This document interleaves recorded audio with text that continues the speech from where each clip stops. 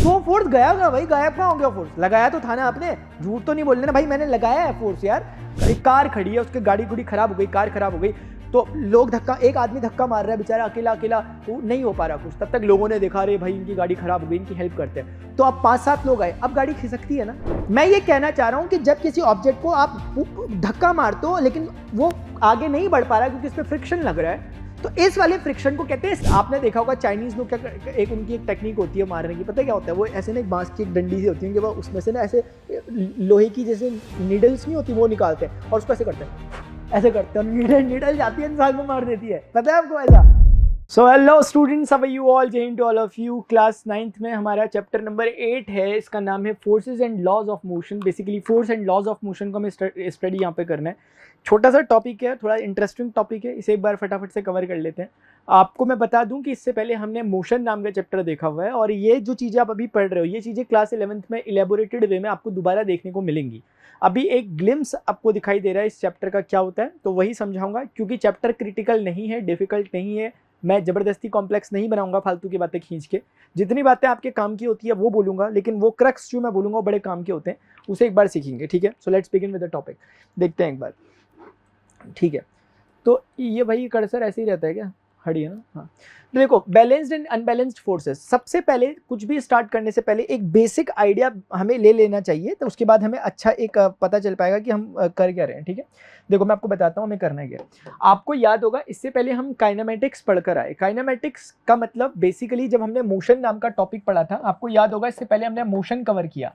Motion के दौरान हमने कुछ चीज़ों को पढ़ा, हमने देखा कि किसी ऑब्जेक्ट की पोजीशन क्या होती है, उसको हमने डिफाइन किया, किसी ऑब्जेक्ट की स्पीड क्या होती है उसको हमने डिफाइन किया, किसी ऑब्जेक्ट की वेलोसिटी क्या होती है उस चीज़ को हमने डिफाइन किया, फिर किसी ऑब्जेक्ट का एक्सेलरेशन क्या होता है, इस चीज़ को हमने थोड़ा सा समझा था, ज़्यादा नहीं समझा था, क्योंकि एक्सेलरेशन मोटा मोटा समझ में अब आएगा, ठीक है? लेकिन फिर भी वहाँ पे हमने देखा था, फिर हमने यूनिफॉर्म मोशन वगैरह देखा था, क्योंकि हमने यहाँ पर देखा था कि यूनिफॉर्म मोशन कुछ एक चीज़ होती है। यूनिफॉर्म मोशन हमने पढ़ा था। यूनिफॉर्म मोशन का मतलब अगर आपको क्विकली रिवाइज कराऊँ तो वेलोसिटी जहाँ पर कांस्टेंट रहती थी उसको यूनिफॉर्म मोशन कहते थे, जहाँ पर वेलोसिटी कांस्टेंट नहीं रहती थी उसको हम एक्सेलरेटेड मोशन कहते थे, लेकिन कभी कभी एक्सेलरेशन भी कांस्टेंट हो जाता था तो यूनिफॉर्मली एक्सेलरेटेड मोशन हम उसको कहते थे। तो इस तरीके की लगभग चीज़ें हमने पढ़ी हुई, ठीक है? तो अभी हमने क्या करना है, अभी इस ऑब्जेक्ट में हमने क्या समझा, हमने देखा कि भाई पोजीशन क्या है, वेलोसिटी, स्पीड, मीटर पर सेकंड, इस तरह की चीज़ें पढ़ी, लेकिन हमने कॉज नहीं पढ़ा। हमने ये नहीं पढ़ा कि क्या कारण है जिसके कारण ऑब्जेक्ट मोशन में आता है, उसी कारण को हम यहाँ पे पढ़ने की कोशिश करेंगे। मेरी बात समझ रहे हैं आप? हमने ये तो पढ़ा कि कोई कार मूविंग कार है, लेकिन वो कार मूविंग क्यों है, कौन सा ऐसा फैक्टर है जो उसको मूव करवा रहा है, कौन सा ऐसा फैक्टर है जो किसी ऑब्जेक्ट को एक जगह से दूसरी जगह पर ले जा पा रहा है। इस तरह की चीज़ों को समझने के लिए there is a huge need of to understand about the force. इसीलिए फोर्स को हम समझेंगे सबसे पहले, उसके बाद फिर हम बाकी आगे की बातें आगे करते हैं, ठीक है? देखो इधर, सबसे पहले हम ये बैलेंस्ड अनबैलेंस्ड फोर्सेस देखें, उससे पहले नॉर्मल समझ लेते हैं फोर्स। ये बेसिक और क्रक्स आइडिया है। बेसिक मुझे ना मन कर रहा है कि ये लाइट जलाऊं, मेरा ध्यान है इस पर, पता है आपको, बहुत देर से, और ये इसके कारण मैं कॉन्सेंट्रेट नहीं हो पा रहा। लो जला देता हूँ, अब चाहे ओवर एक्सपोजर है लेकिन जला देते हैं, कॉन्सेंट्रेशन नहीं बन रहा था यार, ठीक है? चलो अब फोर्स को समझते हैं एक बार, फोर्स क्या होता है, ठीक है? देखिएगा, आराम से देखना जरा। देखो, फोर्स बहुत ज़्यादा इंपॉर्टेंट चीज़ है। फोर्स का मतलब हिंदी में जिसे आप बल कहते हो, और कुल मिलाकर के सीधे सीधे मैं आपको कहना चाहूँगा फोर्स बेसिकली एक या तो पुश है या तो पुल है। आप कभी जाते हो डोर पे लिखा रहता है ना पुश करो या पुल करो, तो बेसिकली या तो पुश यानी कि एक तरह से धक्का दो, या तो फिर आप दूसरे तरीके से आप कह सकते हो खिंचाओ। तो ये इस तरह की दो चीज़ें जब होंगी तो आप कहोगे कि फोर्स लगा, यानी जहाँ पे या तो फोर्स हो, या तो पुल होगा या तो पुश होगा। ये दो कंडीशंस होती हैं सिर्फ, या ये दो चीज़ें होती हैं जिसमें फोर्स अपने आप को दिखाने की कोशिश करता है। अभी धीरे धीरे आपको समझ में आएगा मैं कैसे क्या क्या कहना चाह रहा था। मतलब कोई बहुत बड़ी बात मैं नहीं कर रहा, उस डोर को ही आप समझ लो, उसको आप ऐसे करते हो तो वो भी एक काइंड ऑफ फोर्स है। जब आप धक्का देते हो, जब आप खींचते हो तो वो भी एक फोर्स होता है, खींचना भी एक फोर्स है, उसमें भी फोर्स लगता है। अच्छा, अब हम आते हैं फोर्स के बेसिक आइडिया पे, और ये बहुत इंपॉर्टेंट है क्योंकि अभी तक की बातें जनरल थी, लेकिन अब बात साइंस से रिलेटेड होगी थोड़ी बहुत, मतलब ऐसी बात होगी जिसको समझ में आएगा कि हमने कुछ लॉजिकली बोला। देखो, जब भी कोई ऑब्जेक्ट, अगर कोई भी ऑब्जेक्ट अपने स्टेट में चेंज कर रहा है, यानी उसका स्टेट ऑफ रेस्ट हो सकता है या वो मोशन के स्टेट में हो सकता है, यूनिफॉर्म मोशन के, उस समय अगर वो अपने स्टेट को चेंज कर रहा है, नहीं समझे आप? मैंने पहले भी बताया था, दोबारा समझाता हूँ। जैसे ये समझो कि एक फुटबॉल यहाँ पर रखी हुई है, ये फुटबॉल अभी स्टार्टिंग में रेस्ट में, लेकिन थोड़ी देर बाद कोई आके इस पे किक मारता है और एक किक मारने के बाद ये फुटबॉल कुछ एक स्पीड में चली जाती है, 10 मीटर पर सेकंड की स्पीड ये कुछ कैच कर लेती है। ये एक फर्स्ट सिनेरियो इस तरह का हो सकता है, ठीक है। एक ही केस है, अलग अलग केसेस लेके समझाता हूँ, फिर आता हूँ दोबारा से, सिर्फ डॉट्स पहले बना रहा हूँ। मान लेते हैं ये फुटबॉल कहीं से ऐसे करके आ रही थी, ऐसे करके, और सामने कोई एक खिलाड़ी था, उस खिलाड़ी ने इस फुटबॉल को अपने हाथों से ऐसे करके रोक दिया। यानी अब कंडीशन क्या है कि फुटबॉल किस में आ गई, रेस्ट में आ गई। लेकिन यहाँ पर फुटबॉल के पास कुछ एक स्पीड थी, लेट से मैं कह देता हूँ कि 10 मीटर पर सेकंड की स्पीड से फुटबॉल आ रही थी, लेकिन इस खिलाड़ी ने फुटबॉल को रोक दिया। तो ये दूसरा केस हो सकता है। तो इन दो केसेस को पहले समझने की कोशिश करते हैं, उसके बाद हम आगे की बातें करेंगे, ठीक है। इसमें मुझे मन कर रहा, ऐसे मुझे एक हल्का सा मन कर रहा कि फुटबॉल है ऐसे करके, आपने ठीक बोला सर ये रेस्ट में, बहुत अच्छा सर अच्छा रहेगा कि आप ऐसे करके एक आदमी टाइप का बना दो और ऐसे दिखाने की कोशिश करो कि इसने इस पर किक मारने की कोशिश की है, ठीक है। तो इस तरीके से आप समझ रहे हो। तो ये रेस्ट में थी, लेकिन उसके बाद ये मोशन में आ गई जब किक पड़ी उसके बाद। अब अगर आप देखोगे इन चीजों में हो क्या रहा है, पहले इसकी स्पीड क्या थी, 0 स्पीड थी, 0 से कुछ ना कुछ स्पीड हुई है। यानी अगर आप समझ पा रहे होगे यहाँ पर इसकी स्पीड कितनी थी, 0 मीटर पर सेकंड, लेकिन यहाँ पर इसने कुछ एक सर्टेन स्पीड को एक्वायर किया है। आप समझ पा रहे होंगे यहाँ पर कुछ एक सर्टेन स्पीड आई है। क्या मैं कह सकता हूँ कि इसकी वेलोसिटी बदली है, 0 से वेलोसिटी कुछ हो गई, यानी वेलोसिटी में चेंज है। इस पूरे ऑब्जर्वेशन में मुझे इतना समझ में आता है कि फुटबॉल पे किक मारने के बाद हुआ क्या, वेलोसिटी चेंज हुई, बस ये समझ में आ रहा है। फुटबॉल में किक मारना, किक यानी कि धक्का टाइप का, पुश करा उसने, एक तरह से तेज पुश करा होगा, तो एक तरह से फोर्स है वो चीज। तो कुल मिला के जब फुटबॉल पे किक किया गया तो उसी समय हमने देखा कि इसकी स्पीड बदल गई। क्या आपने ऑब्जर्व किया? तो इसका मतलब मुझे भी फिलहाल ये समझ में आ रहा है कि हमने फोर्स लगाया, आप ध्यान से समझो, हमने फोर्स लगाया और हुआ क्या, वेलोसिटी में चेंज हुआ। ये डेल्टा टाइप का सिंबल चेंज को रिप्रेजेंट करता है। अभी क्योंकि लिखने में थोड़ा कम हो जाएगा इसलिए मैंने इसको इस्तेमाल कर दिया, और V फॉर वेलोसिटी। तो कुल मिला के समझाने की कोशिश हो रही है कि फोर्स लगाने पर वेलोसिटी में चेंज हुआ। बोलो क्या 0 से वेलोसिटी 10 मीटर पर सेकंड हुई, नहीं हुई सर? अच्छा, इस वाले केस को अगर आप ऑब्जर्व करने का ट्राई करोगे, इस वाले में स्टार्टिंग में इसके पास सर्टेन स्पीड थी, लेकिन फाइनली रेस्ट में आने का मतलब हो गया कि इसके पास स्पीड जो हो गई वो 0 मीटर पर सेकंड हो गई फाइनली, क्योंकि उसने हाथ से रोक दिया। अब आगे कहीं नहीं बढ़ रही, क्योंकि वेलोसिटी क्या है, पोजीशन बदले टाइम के साथ ऑब्जेक्ट अपनी, लेकिन जब इसके हाथ में आ गया तो अब बदल नहीं रहा, अगले 1 सेकंड में हाथी पे। तो इसका मतलब हमें समझ में आ रहा है कि ये कुछ ही सर्टेन वेलोसिटी से 0 वेलोसिटी पे आ गया। और ये हुआ क्यों होगा, इस बार भी एक फोर्स लगा है। उस बार वाला फोर्स किक मारना था, इस बार वाला फोर्स इस आदमी ने लगाया जो गोलची यहां पर खड़ा हो रखा, इसने ऐसे करके बॉल को पकड़ा। ये काइंड ऑफ फोर्स है जो कैच करने में उसने लगाया, क्योंकि ऑब्जेक्ट इस पे फोर्स लगा रहा था। अगर ऑब्जेक्ट रुक चुका है, क्योंकि यहीं से देखो बैलेंस और अनबैलेंस फोर्स समझ में आता है। सोचो कि आपकी तरफ कोई एक 10 न्यूटन से फोर्स लगा रहा है, न्यूटन यूनिट होती है फोर्स की, अभी एक्सप्लेन करूंगा। जैसे होता है ना कि आप कहते हो 1 लीटर बॉटल वाटर है पानी, या 2 लीटर पानी है, 3 लीटर पानी, तो आप समझाते हो ना लीटर से बोल के कि कितना है। ऐसे ही फोर्स को नापने के लिए, जो मेजरमेंट करने के लिए जो पैरामीटर रखा गया है उसका नाम न्यूटन है। अभी हम समझेंगे आगे क्या होता है। न्यूटन, सर न्यूटन के रिस्पेक्ट में वो नाम दिया गया है। लेकिन जब हम कहते हैं कि अगर सोचो कि इस पर एक बार के लिए सोचो 5 न्यूटन का फोर्स लग रहा था इस आदमी पे, ये फुटबॉल 5 न्यूटन के फोर्स से आ रही थी मान लेते हैं, तो जब ये 5 न्यूटन के, अब वो फुटबॉल हमें रेस्ट में दिख रही है, तो जरूर 5 न्यूटन को कैंसिल करने के लिए एक और 5 न्यूटन लगा होगा। नहीं समझे आप? इधर देखो मैं क्या कहना चाह रहा हूं। जैसे ये ऑब्जेक्ट है, यहीं से बैलेंस्ड और अनबैलेंस्ड फोर्स के कॉन्सेप्ट को समझते हैं। जैसे सोचो कि एक ऑब्जेक्ट है यहां पे रखा हुआ है, इस ऑब्जेक्ट पे इस डायरेक्शन में मान लेते हैं 10 न्यूटन का एक फोर्स पड़ा। Newton is nothing more than the unit of force, अभी एक्सप्लेन कर देंगे। तो 10 न्यूटन का फोर्स इस डायरेक्शन में पड़ा, सिर्फ समझाने वाली बात है कि काइंड ऑफ फोर्स पड़ा, F1 कह देता हूं। और उसी समय इस ऑब्जेक्ट पर किसी ने इस डायरेक्शन पर, इस डायरेक्शन में, यानी यहां से वहां की तरफ धक्का मारा जा रहा है 10 न्यूटन से, और यहां से यहां की तरफ धक्का मारा जा रहा है, एक बार के लिए समझ लो 15 न्यूटन से। तो कुल मिला के ऐसा फोर्सेस। तो आप इसमें क्या समझ पाओगे, ये ऑब्जेक्ट किस तरफ जाएगा, इसका जो नेट मोशन होगा या क्या होगा, वो क्या होगा, नेट फोर्स कितना पड़ रहा है। ये जो चीज है सर, ये this is equivalent to what, this is equivalent to कि ये ऑब्जेक्ट पर नेट 5 न्यूटन का फोर्स पड़ रहा है इस डायरेक्शन में। ये समझ में आता है, क्योंकि 15 न्यूटन जो बड़ा है उसमें से छोटे वाला फोर्स घटेगा, तो रिजल्टेंट फोर्स निकल के आएगा जो कि 5 न्यूटन का है। तो ये ऑब्जर्व हमें कर पा रहे हैं कि इस ऑब्जेक्ट पे नेट फोर्स 5 न्यूटन का पड़ रहा है। इस काइंड ऑफ फोर्स को हम कहते हैं अनबैलेंस्ड फोर्स। क्या आप समझ पा रहे हो, ये अनबैलेंस्ड फोर्स है। क्योंकि अगर ऐसा होता, एक बारी के लिए सोचो कि यहां भी 10 न्यूटन और यहां भी 10 न्यूटन लग रहा होता, तो वो भी 10 न्यूटन से खींच रहा होता, वो भी 10 न्यूटन से, तो सेम और सेम कर क्या हो जाता, आंसर 0 हो जाता। क्या आप समझ पा रहे हो? तो वो होता ड्यू टू बैलेंस्ड फोर्स। अगर आप कोशिश करो समझने की, क्योंकि ये वाला एग्जाम्पल मैं कह सकता हूं कि अनबैलेंस्ड फोर्स का एग्जाम्पल है। अनबैलेंस्ड, मुझे ना आज एक सुबह सपना आया, अभी जब मैं वीडियो बना रहा हूं, और मुझे मतलब बहुत अच्छा टाइप वो सपना था, और उसमें वो सपना आया कि मैं टग ऑफ वॉर खेल रहा हूँ, और मुझे ऐसा भी सपना आया कि उस सपने मैंने मतलब बड़े बड़े मतलब जो पहलवान टाइप के लोग हैं मैंने उन्हें भी हरा दिया, पता नहीं क्यों आया, अभी ये पढ़ा रहा हूँ तो मुझे याद भी आ गया, मैंने मन कर रहा था ना बोलूँ आपसे, फिर मैंने बोला बोल देता हूँ, ठीक है। तो जब मेरी नींद खुली तो मैं बहुत शक्तिशाली सा महसूस कर रहा था उस समय आज, ठीक है। तब कुल मिलाकर के, ठीक है, कुल मिलाकर के अगर आप देखोगे इस काइंड, ये दूसरा एक केस है, ये सेकंड केस में ले लेता हूं यहाँ पर, ये सेकंड केस है, और ये वाला जो केस आपको यहाँ पर दिखाई दे रहा है ये फर्स्ट केस है, ठीक है। एक एक करके चर्चा करना चालू करते हैं। इसमें अगर 10 न्यूटन से कोई यहाँ को खींच रहा है और 10 न्यूटन से इस पे इस डायरेक्शन में फोर्स पड़ रहा है 10 न्यूटन से, और तो ये अगर आपका F1 टाइप का हो गया और ये वाला अगर आपका F2 टाइप का फोर्स हो गया, तो इस बारी में आप क्या समझ सकते हो कि फिर से ये ऑब्जेक्ट पर अगर मैं बोलूं कि ये किसके इक्विवेलेंट है, इस बारी में ऑब्जेक्ट क्या होगा, ऑब्जेक्ट अपनी जगह पे रेस्ट की कंडीशन में रहेगा, क्योंकि उस पे 10 न्यूटन इधर भी लग रहा था, 10 न्यूटन इधर भी, तो इस पे जो नेट फोर्स की वैल्यू हो गई, नेट फोर्स की वैल्यू वो कितनी हो गई, 0 न्यूटन, कुछ भी फोर्स इस पर नहीं पड़ रहा। ध्यान से समझते रहो, सारे डॉट्स कनेक्ट करूंगा।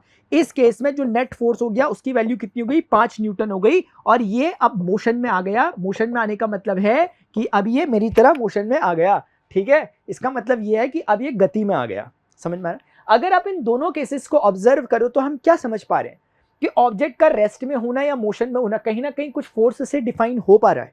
अगर हम इसको समझने की कोशिश करें, इस गुत्थी को सुलझाने की कोशिश करें, तो हम पाएंगे कि जिस समय बैलेंस्ड फोर्सेस थे, ये वाला केस वो है जब बैलेंस थे फोर्सेस, क्योंकि आप देखो इस केसेस में क्या आपको नहीं लगता कि जितना अमाउंट ऑफ फोर्स ये है उतना ही अमाउंट ऑफ फोर्स ये है, यानी बैलेंस्ड फोर्स के केस में आपका ऑब्जेक्ट रेस्ट में रह जाएगा। ये याद रखने वाली बात नहीं है, सीधा ऑब्जर्वेशन है, बस उसको एक बार हमने लिख कर देख लिया। तो जब कभी बैलेंस्ड फोर्सेस लग रहे होंगे, यानी जितना इस तरफ से उतना ही उस तरफ से, तो ऐसी स्थिति में हम कहेंगे कि नेट फोर्स 0 है, और नेट फोर्स 0 होने के बाद ऑब्जेक्ट वहां का वहीं खड़ा रह जाएगा। जो वो टग ऑफ वॉर जो हम लोग खेलते हैं उसमें एक तरफ कभी जब जीत हार कैसे हो पाती है, इसीलिए तो हो पाती है कि एक तरफ ज्यादा फोर्स लग पाता है, दूसरी तरफ कम। अगर दोनों ही तरफ समान फोर्स लग रहा है तो ऐसी स्थिति में ना वो यहीं का यहीं रहेगा, स्टेबल रहेगा अपनी पोजीशन पे। अभी बीच में मैंने स्क्विड गेम देखी थी ना, तो याद आ रहा है, तभी आया सपना लग रहा है मुझे, ठीक है।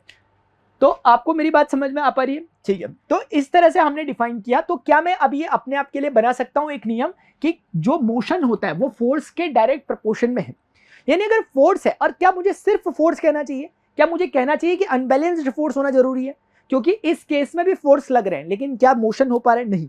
तो इसका मीनिंग मुझे समझ में आ रहा है, कंक्लूजन टाइप का एक आइडिया जो मैं दे सकता हूं वो मुझे समझ में आ रहा है कि अगर अनबैलेंस्ड फोर्सेस अवेलेबल हैं, अगर अनबैलेंस्ड फोर्सेस अवेलेबल है किसी ऑब्जेक्ट पे, तो डेफिनेटली वो आउटकम देंगे एक मोशन के तौर पर, वो ऑब्जेक्ट को मूव करवाने का काम करेंगे, ऑब्जेक्ट को अपनी जगह से उसकी जगह परिवर्तन करवाएंगे। क्या हम समझ सकते हैं, अनबैलेंस्ड फोर्स ये करते हैं। ये हो गया। अब इन दोनों को फिर से दोबारा से आते हैं। अगर आप यहां देखो तो हमने क्या देखने की कोशिश की कि इस वाले केस में जब फोर्स लगा यानी किक मारी तो वेलोसिटी बदली। इस केस में भी आप अगर देखोगे वेलोसिटी पहले कुछ थी और अब कुछ हो गई, यानी वेलोसिटी घटी है, कुल मिलाकर चेंज हुई है। क्या मैं गलत कह रहा हूं, नहीं। तो इस केस में भी क्या मैं कह सकता हूं कि जो हमारा फोर्स था, इस केस में भी क्या मैं कह सकता हूं कि जो मेरा फोर्स जब मैंने अप्लाई किया, तो जब मैंने फोर्स अप्लाई किया तो उसके कारण वेलोसिटी में चेंज हुआ। क्या मैं कह सकता हूं, क्या नहीं कह सकता हूं, तो आप बता दीजिए प्लीज। सारी की सारी बातों को मैं एक साथ मिलाने वाला हूं जितना कुछ मैंने पढ़ा है, और बहुत छोटी सी बात है, बहुत छोटी सी बात है, बहुत छोटी सी, ठीक है। इन दोनों ही केसेस में आपने एक बात पाई कि जब भी किसी ऑब्जेक्ट पर फोर्स लगता है, जब भी किसी ऑब्जेक्ट पर फोर्स लगता है तो उसकी वेलोसिटी में चेंज होता है। या तो ऑब्जेक्ट रेस्ट से मोशन में आ जाता है या तो मोशन से रेस्ट में आ जाता है। एक तीसरा केस भी हो सकता है। वो केस क्या हो सकता है वो मैं यहीं कहीं पे समझाने का आपको ट्राई करता हूं। देखिए, तीसरा केस ही हो सकता है कि सोचो कि एक ऑब्जेक्ट है, मतलब एक जैसे ऐसा सोचो कि मुझे आ नहीं रहा बनाना, कैसे बनाऊं मैं इसे। मैं चाह रहा था कि इंसान साइकिल के ऊपर बैठ जाए, कैसी साइकिल है, ठीक है। तो कुल मिलाकर के चलो नहीं समझ में आ रहा हमें, मान लेते हैं। तो अरे यार नहीं आता मुझे आर्ट, हाँ बेइज्जती हुई। तो कुल मिलाकर ऐसे समझ लो कि ये ऑब्जेक्ट अगर 10 मीटर प्रति सेकंड की स्पीड से, यूनिफॉर्म स्पीड से मूव कर रहा था, यानी ये कांस्टेंट स्पीड है, क्योंकि मैंने इससे पहले आपको यूनिफॉर्म मोशन टाइप की चीजें बहुत डिटेल में अच्छे से पढ़ाई है, तो बहुत क्लैरिटी है उन चीजों में। हमें समझ में आ रहा है कि कोई ऑब्जेक्ट अगर 10 मीटर प्रति सेकंड की एक कांस्टेंट वेलोसिटी यानी यूनिफॉर्म वेलोसिटी से मूव कर रहा है, इसका मतलब यह है कि यह हर एक सेकंड में 10 मीटर का डिस्टेंस ट्रेवल कर रहा है। ऐसी स्थिति में भी ऐसी स्थिति में भी जब कोई ऑब्जेक्ट किसी कांस्टेंट स्पीड से जा रहा हो, अगर उस पर एक फोर्स अप्लाई कर दिया जाए, अगर उस पर एक फोर्स अप्लाई कर दिया जाए तो इसकी स्पीड बढ़ जाएगी या घट जाएगी, कुल मिलाकर चेंज हो जाएगी। मैं समझाता हूं मैं क्या कहना चाह रहा हूं। जैसे आपने कभी स्कूटी तो नहीं चलाई होगी आपने, क्या आप अभी उम्र हो गई आपकी चलाने की, साइकिल तो चलाते हो, तो जैसे कभी चलो एक एग्जांपल ले लेते हैं, आपने नहीं चलाई, आपके पेरेंट्स कोई चलाते हैं, तो आपने देखा स्कूटी चलाते हैं, कार चलाते हैं एक बारी के लिए। स्कूटी में भी ईजी है समझना, स्कूटी में जब आप चलते हो कांस्टेंट स्पीड से आप ऐसे चल लो, लेकिन आपको दिखा सामने आपका दोस्त जा रहा था, आपने थोड़ी सी अपनी स्पीड बढ़ाने की कोशिश की, क्या कहते हैं उसे, एक्सेलरेट कर देना। हम एक्सेलरेटर बढ़ाते हैं, क्या आपने सुना हुआ कुछ ऐसा होता है, एक चीज होती है, नहीं सुनी, कोई दिक्कत नहीं है, कार गाड़ियों में भी एक एक्सेलरेटर होता है, एक ब्रेक होता है, क्लच होता है। तो कुल मिला के क्लच से हमें लेना देना फिलहाल कुछ नहीं है, एक्सेलरेटर और ब्रेक दो चीजें होती हैं, ये दोनों ही वो चीजें हैं जो फोर्स प्रोवाइड कराती हैं आपके टायर्स वगैरह को, आपकी गाड़ी को। क्या कहना चाहता हूं, अगर आप जा रहे हो स्पीड से और आप चाहते हो कि मुझे अपनी स्पीड तेज करनी है, हाईवे आ गया, थोड़ा अच्छी स्पीड में हम चल सकते हैं, तो ऐसी स्थिति में आप एक्सेलरेटर पे पैर लगा के एक्सेलरेट करने का मतलब आप अपनी वेलोसिटी को बढ़ाते हो। एक्सेलरेटर का सिर्फ मतलब है वेलोसिटी बढ़ाना, तो एक्सेलरेटर कुछ और नहीं बल्कि फोर्स प्रोवाइड करने का एक तरीका है। जब आप ब्रेक लगाते हो तो ब्रेक लगाने का मतलब है कि आप चाहते हो मेरी स्पीड कम हो, तो आप ब्रेक लगाते हो, तो फिर भी आप फोर्स ही लगा रहे हो। मैं क्या कहना चाह रहा हूं, आप समझ तो कुछ पा रहे हो नहीं, तो मैं दोबारा समझा देता हूं। देखो जरा, मैं ये कहना चाह रहा हूं कि जो हम फोर्स की बात कर रहे हैं वो फोर्स दो तरीके का हो सकता है, एक पॉजिटिव फोर्स हो सकता है और एक नेगेटिव फोर्स हो सकता है। जो मैं एक्सेलरेटर कह रहा हूं इतनी देर से, वो एक्सेलरेटर पॉजिटिव फोर्स का एग्जांपल बन रहा है, और जब मैं ब्रेक कह रहा हूं तो वो ब्रेक नेगेटिव फोर्स का एग्जांपल बन रहा है। मैं सिर्फ डॉट्स बना रहा हूं, अभी सारे कनेक्ट करूंगा एक साथ, ठीक है, जितना जितना बता रहा हूं उतना उतना ही समझो, कनेक्शन मत बैठाओ, मैं बैठाऊंगा अपने आप थोड़ी देर बाद, ठीक है। हाँ, तो ऐसा होता है, ठीक है, इतना क्लियरिटी है, इतनी क्लियरिटी। तो आपने क्या देखा कि जैसे ही आपने फोर्स लगाया, आप समझ पा रहे हो, जैसे समझो कि एक गाड़ी थी 10 मीटर पर सेकंड की स्पीड से चल रही थी, आपने एक्सेलरेटर दबाया, जैसे ही आपने एक्सेलरेट किया गाड़ी को, आपकी स्पीड 10 से 12, 15, 20 कुछ भी बढ़ गई। अगर आपने फोर्स में पॉजिटिव फोर्स की जगह आपने अगर पॉजिटिव फोर्स लगाया होता तो आपकी स्पीड जो थी वो बढ़ जाती, ये 10 से कुछ बढ़ जाती। अगर आपने नेगेटिव फोर्स लगाया यानी अपने ब्रेक टाइप का दबाया होता तो आपकी स्पीड घट जाती, 10 से कुछ हो जाती। दोनों ही स्थितियों में स्पीड बदलेगी, बढ़ेगी या घटेगी इसमें श्योर नहीं है हम, क्योंकि वो डिपेंड करेगा आप कौन सा लगा रहे हो। लेकिन अगर इतना तय है कि फोर्स लगा तो इसका मतलब ये तय है कि आपकी स्पीड बदल के रहेगी, यानी आप जो यूनिफॉर्म स्पीड से चल रहे थे वो अब नॉन यूनिफॉर्म स्पीड हो जाएगी। क्या आप मेरी बात को थोड़ा बहुत समझ पा रहे हो, थोड़ा बहुत समझना, समझ पा रहे हो, समझ रहे हो, ठीक है। हाँ, बस यही मैं कहना चाह रहा था।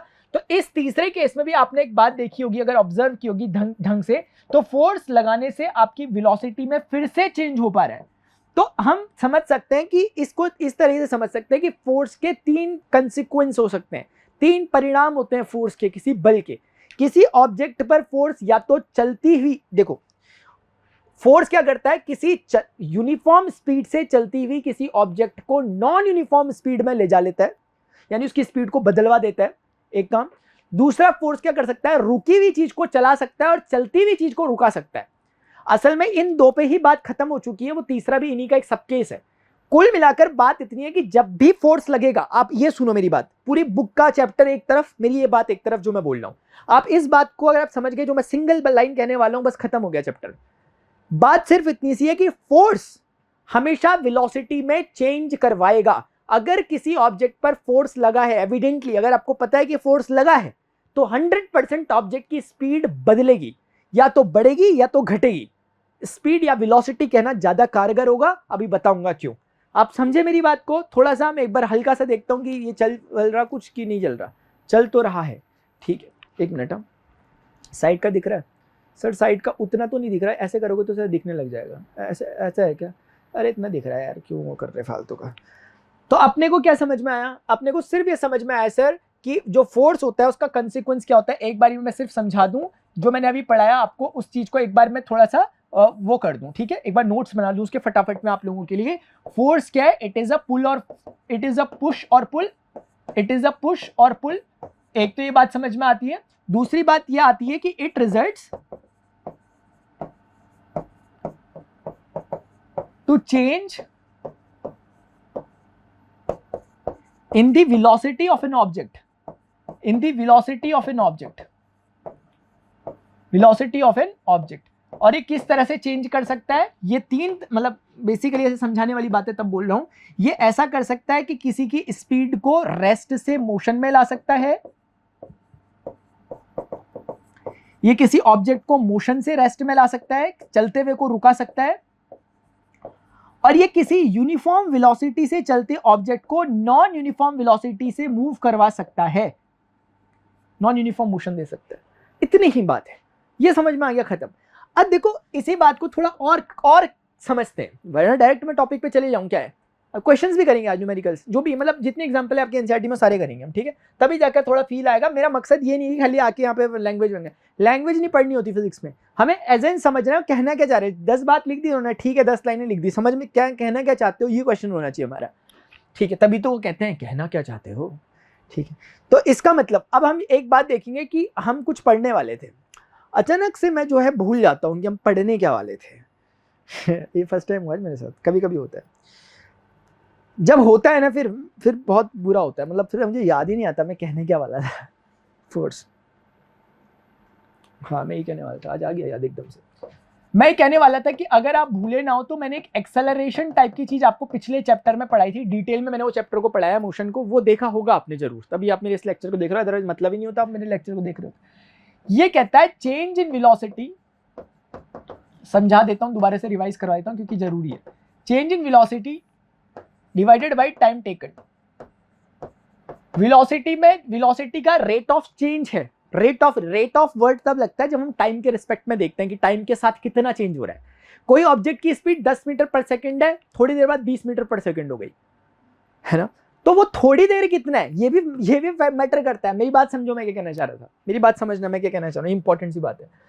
एक ऑब्जेक्ट है, उसकी स्पीड 10 मीटर पर सेकंड थी, थोड़ी देर बाद उसकी स्पीड 20 मीटर पर सेकंड हो गई। अब कोई पूछ रहा है बताओ इसका एक्सेलरेशन कितना है, आपको पता है फर्क पड़ जाता है कि कितने देर बाद हुई। जैसे एक केस में समझ लो कि ये 1 सेकंड में हुई और एक केस में सोच लो कि ये 5 सेकंड में हुई। अगर 1 सेकंड में वेलोसिटी में ये चेंज हुआ है तो एक्सेलरेशन क्या होगा, वेलोसिटी का चेंज, फाइनल वेलोसिटी में से इनिशियल वेलोसिटी घटाकर टाइम जो लिया उसने चेंज करने में 1 सेकंड, तो इसका आंसर आएगा इस बारी में 10 मीटर पर सेकंड स्क्वायर। तो ये इंसान तो बोलेगा मेरा एक्सेलरेशन इतना है। इस वाले व्यक्ति से पूछोगे कि आपके लिए एक्सेलरेशन कितना है, वेलोसिटी चेंज अभी भी उतना ही हुआ, लेकिन 5 सेकंड लग गए वेलोसिटी को चेंज होने में। 20 - 10 डिवाइडेड बाय 5, ये हो जाएगा 4 मीटर पर सेकंड स्क्वायर। तो आप समझ पा रहे होंगे सिर्फ वेलोसिटी का चेंज होना नहीं, वेलोसिटी का टाइम के रिस्पेक्ट में चेंज होना, वेलोसिटी कितनी तेजी से चेंज हो रही है, कितने धीरे धीरे चेंज हो रही है, ये भी मैटर करता है।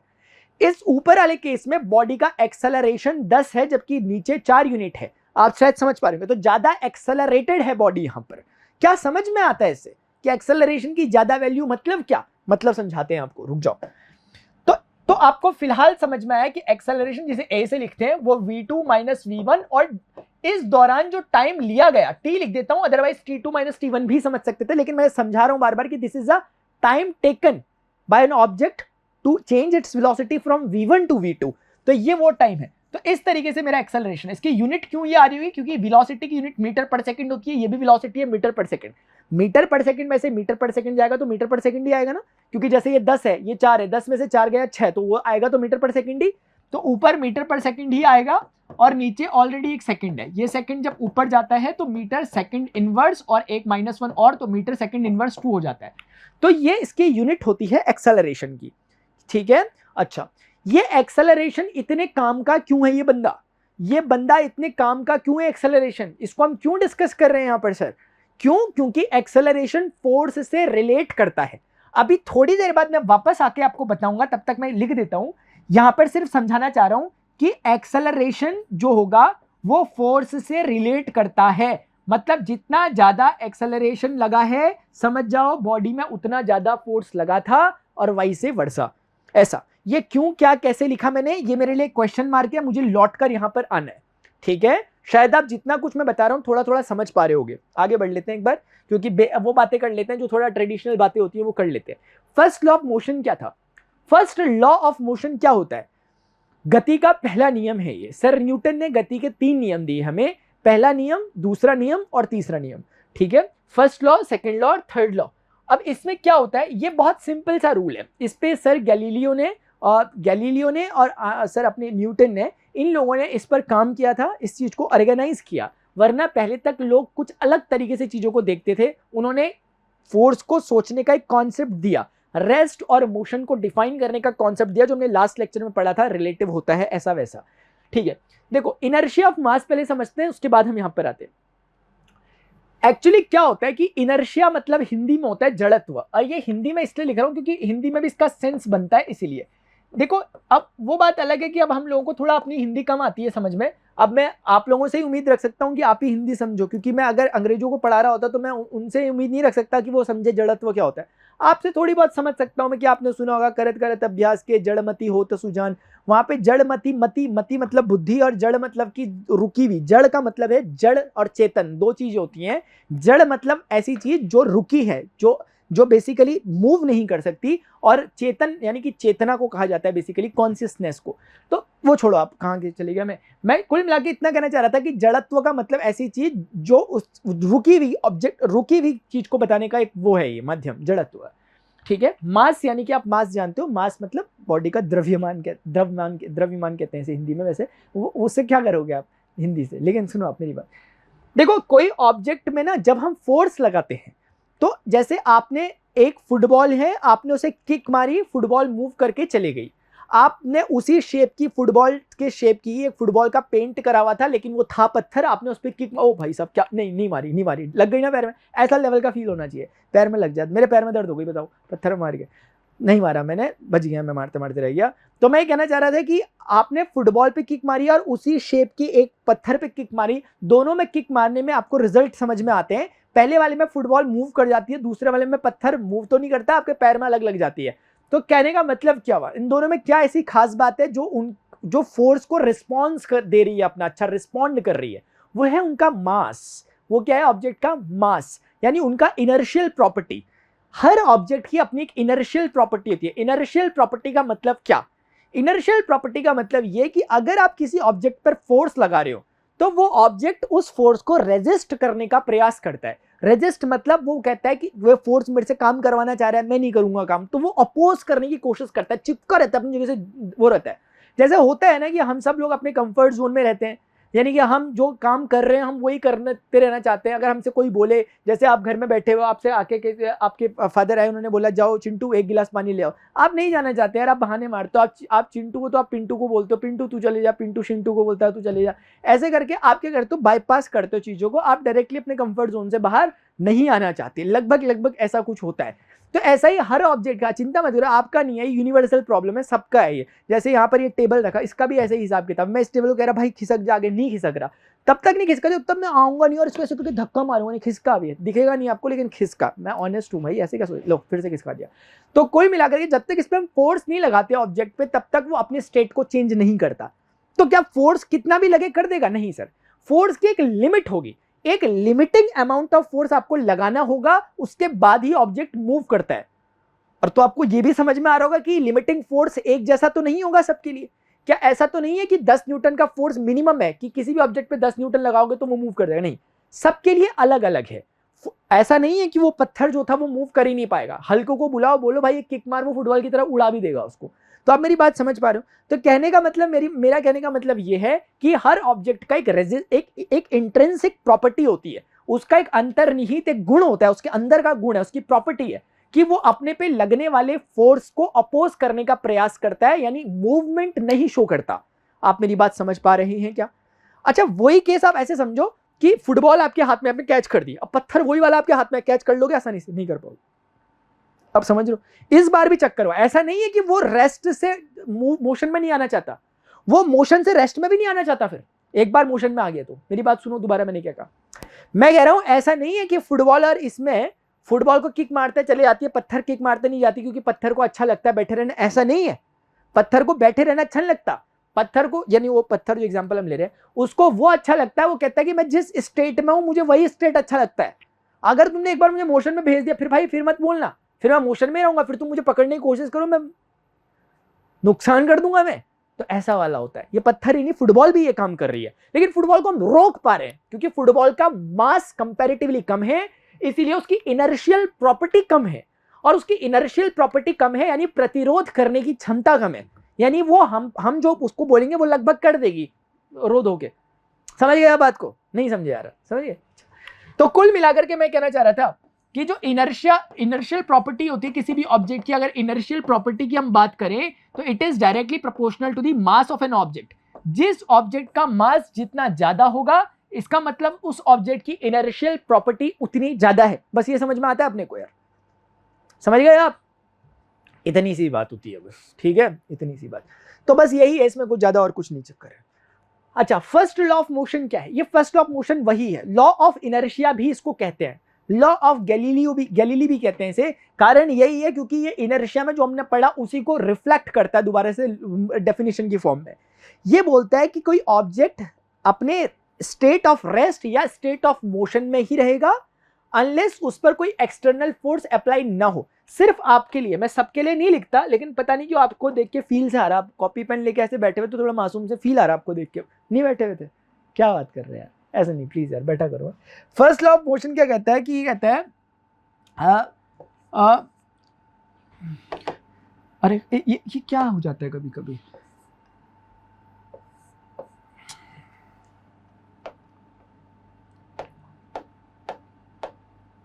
an object will remain at the state of rest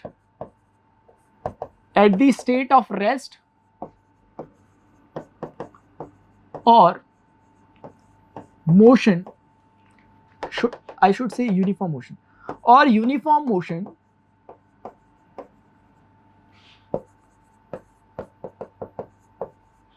until an external force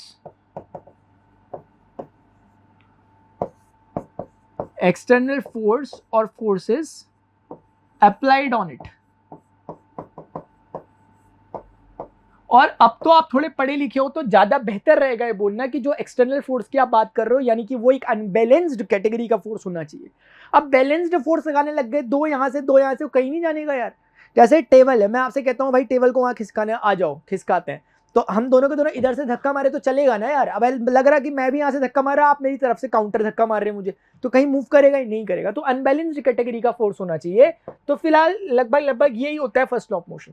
इसमें ये बोला गया यूनिफॉर्म। देखो अगर आप समझने की कोशिश करो, इसमें वही बोला जा रहा है कि वो अपने स्टेट, जिस स्टेट में है कोई ऑब्जेक्ट, वो उसी स्टेट में रहना पसंद करता है। अगर रेस्ट में है तो वो रेस्ट में ही रहेगा, उसको छेड़ नहीं दे तो आप रेस्ट में रहेगा हमेशा के लिए। ये टेबल को अगर मैं छोड़ के चले जाऊं तो अनंत काल तक अगर कोई इसको हाथ ना लगाए तो ये जहां पड़ा हो वहीं पड़ा रहेगा, जब तक कि इस पे कोई एक्सटर्नल फोर्स अप्लाई नहीं होता। इसी तरीके से चलती हुई ऑब्जेक्ट भी, क्योंकि रखे हुए के लिए तो फिर भी समझ में आता है, रखे हुए का तो लोगों को फिर भी समझ में आता है, क्योंकि बहुत सारे लोग पहले समझने में तकलीफ करते थे, लेकिन क्योंकि उन्होंने क्या मान लिया था, नेचर माना, उन्होंने रेस्ट को रिलेटिव नहीं माना था। उन्होंने कहा था कि हाँ ठीक है, इसे रखा हुआ ठीक है, रखा रहेगा चलेगा। लेकिन दिक्कत तब आई लोगों को समझने में जब किसी ने ये कहा कि चलती हुई चीज भी चलती रहेगी अगर कोई इसे रोके ना। मतलब ये कि अगर मैंने एक फुटबॉल को ऐसे हल्के से किक मार के छोड़ दिया यहाँ पर, तो अब ये चल रही है तो चलती रहेगी जब तक उसे कोई आकर रोकता नहीं। ऐसा होता है क्या? आप एक फुटबॉल को किक मारते हो और क्या वो चलती रहती है क्या किलोमीटर? नहीं, ऐसा तो नहीं होता सर। तो लॉ क्या कहता है? लॉ कहता है कि वो तब तक चलती रहेगी जब तक उस पर कोई फोर्स ना पड़े। तो अगर वो रुक गई तो इसका मतलब कोई फोर्स पड़ा था उस पर। तो समझ लेते हैं, हल्का सा आइडिया ले लेते हैं, आइडिया हल्का सा। ये टॉपिक 11th में आपने डिटेल में पढ़ना है। 11th वाले बच्चों को, नीट वाले बच्चों को मैं पढ़ा ही रहा हूँ उस टॉपिक को, जस्ट मैंने आपके लिए भी साथ में ले लिया। मैं आपके साथ ज्यादा डिस्कशन कर नहीं सकता, बाकी नहीं कर सकता, उतना ही करूंगा जितना आपकी बुक वगैरह में दिया रहता है। एक हल्की सी ग्लिम्स जरूर दे दूंगा, ठीक है? ज्यादा ही एक्साइटेड हो पढ़ने के लिए तो फिर आप लेक्चर्स देखते हो, यूट्यूब में फ्री होते हैं सारे, मैंने बना रखी। अब देखो मेरी बात में क्या कहना चाह रहा था, जब ये फुटबॉल टाइप की चीज जब ये यहाँ पे मोशन में मूव कर रही है, मान लेते हैं मैंने कहा कि 10 मीटर पर सेकंड से मूव कर रही है, मैं देखता हूं कि आगे आने पे कुछ टाइम बाद ये 0 मीटर पर सेकंड यानी कि कुछ टाइम बाद ये मुझे रुकी भी पड़ी हुई मिली। अब मैंने सवाल किया, मैंने कहा भाई आप तो कहते थे कि कोई ऑब्जेक्ट पे अगर कोई मोशन में ऑब्जेक्ट है तो वो रुकेगा नहीं जब तक उस पर कोई फोर्स पड़ा नहीं। इस पे फोर्स मार के मैंने इसे भेजा था, ठीक है, लेकिन वो रुक कैसे गया? उसे रोका किसने? तो ऐसी स्थिति में जब भी कोई ऑब्जेक्ट जब मूव करता है अपने सरफेस के साथ, जिस प्लेन पे मूव कर रहा होता है, जिस सरफेस पे मूव कर रहा होता है, सरफेस और ऑब्जेक्ट के बीच में एक फ्रिक्शन होता है। क्या होता है? एक फ्रिक्शन होता है।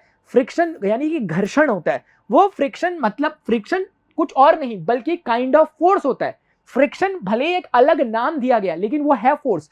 वो ऐसा फोर्स होता है जो ऑब्जेक्ट और सरफेस के बीच में लगता है और opposite to the direction of the external force लगता है। यानी ऑब्जेक्ट अगर यहां जाना चाह रहा है क्योंकि इसकी स्पीड 10 मीटर पर सेकंड वहां है, तो फ्रिक्शनल फोर्स इस डायरेक्शन में ऑपोजिट डायरेक्शन में एक्ट करना चालू करता है। इसे स्मॉल एफ टाइप से रिप्रेजेंट करते हैं। इसकी कुछ वैल्यू होती है, वो डिस्कशन करना मैं नहीं समझता आपके साथ अभी जरूरी है, ठीक है। म्यू इंटू एन होती है यानी म्यू एम जी होती है, यानी कुल मिलाकर मोटा मोटा ये समझ लो जितना मास ज्यादा होगा फ्रिक्शनल फोर्स भी उतना ही ज्यादा लगेगा। ऐसे ही रफली बोल दिया, समझना तो नहीं है।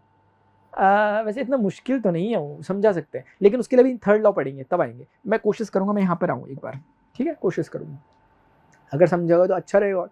तो कुल मिला के क्या होता है ना, तो हमने इसको ऐसे बताया, हमने बोला सर आपको दिख नहीं रहा कि कोई फोर्स नहीं लग रहा, लेकिन उस पर एक नेगेटिव फोर्स, नेगेटिव इसलिए क्योंकि ऑपोजिट डायरेक्शन लग रहा है, एक नेगेटिव फोर्स उस पर लगातार लग रहा है जिसके कारण वो आगे जाकर रुक गया।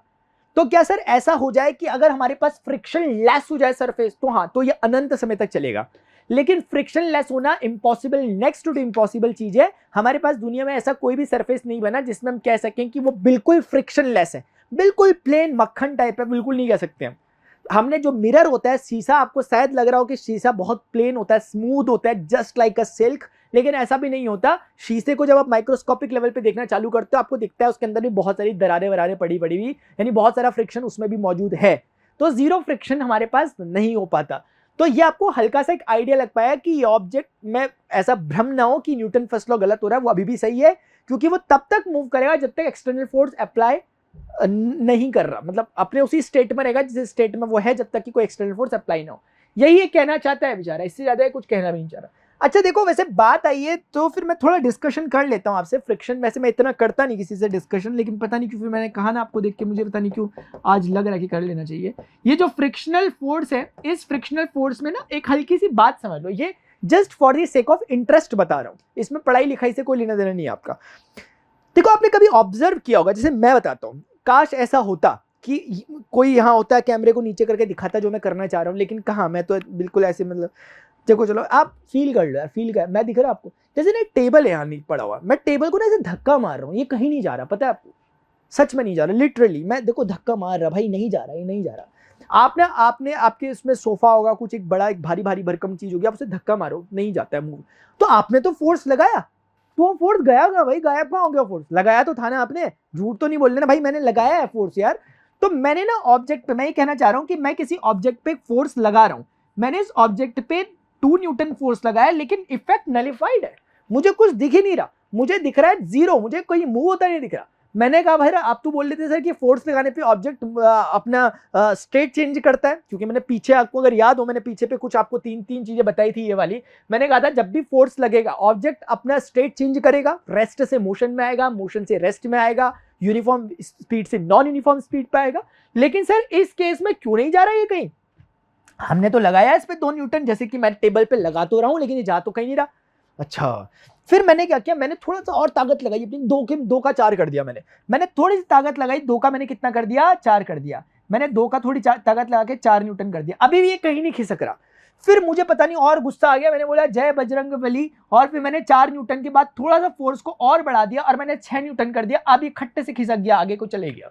समझते हैं उसमें क्या हुआ, ये क्या कहना चाह रहा हूं मैं इसमें, यानी एक लिमिट तक मैंने फोर्स लगाया, ऑब्जेक्ट हिला नहीं। क्या इसमें हम मैच करने की जरूरत है कि हमें समझ में आ रहा है नॉर्मली?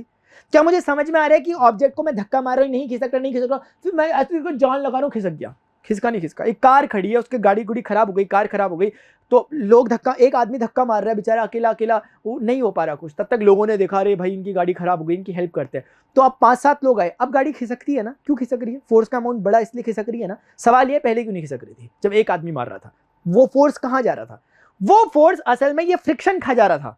जब वो इंसान गाड़ी को धक्का मार रहा था ना, तो गाड़ी रोड में थी, रोड का और टायर के बीच जो फ्रिक्शनल फोर्स काम कर रहा था, वो इतना सफिशिएंट इनफ था कि वो आदमी के द्वारा मारे गए फोर्स को नल कर दे रहा था। यानी अगर इंसान एक बारी के लिए 2 न्यूटन मार दे रहा था, तो फ्रिक्शनल फोर्स वापस 2 न्यूटन मार करके उसको 0 कर दे रहा था। क्योंकि आप सोचो एक बारी के लिए कि अगर वो गाड़ी एक बारी के लिए, सिर्फ इमेजिन करो, रोड में ना खड़ी होकर शीशे के ऊपर खड़ी होती, तो क्या इतना मुश्किल होता? बिल्कुल मुश्किल नहीं होता उसके लिए धक्का मारना, वो मार लेता धक्का आराम से और गाड़ी चले भी जाती, क्योंकि फ्रिक्शनल फोर्स कमजोर हो जाता।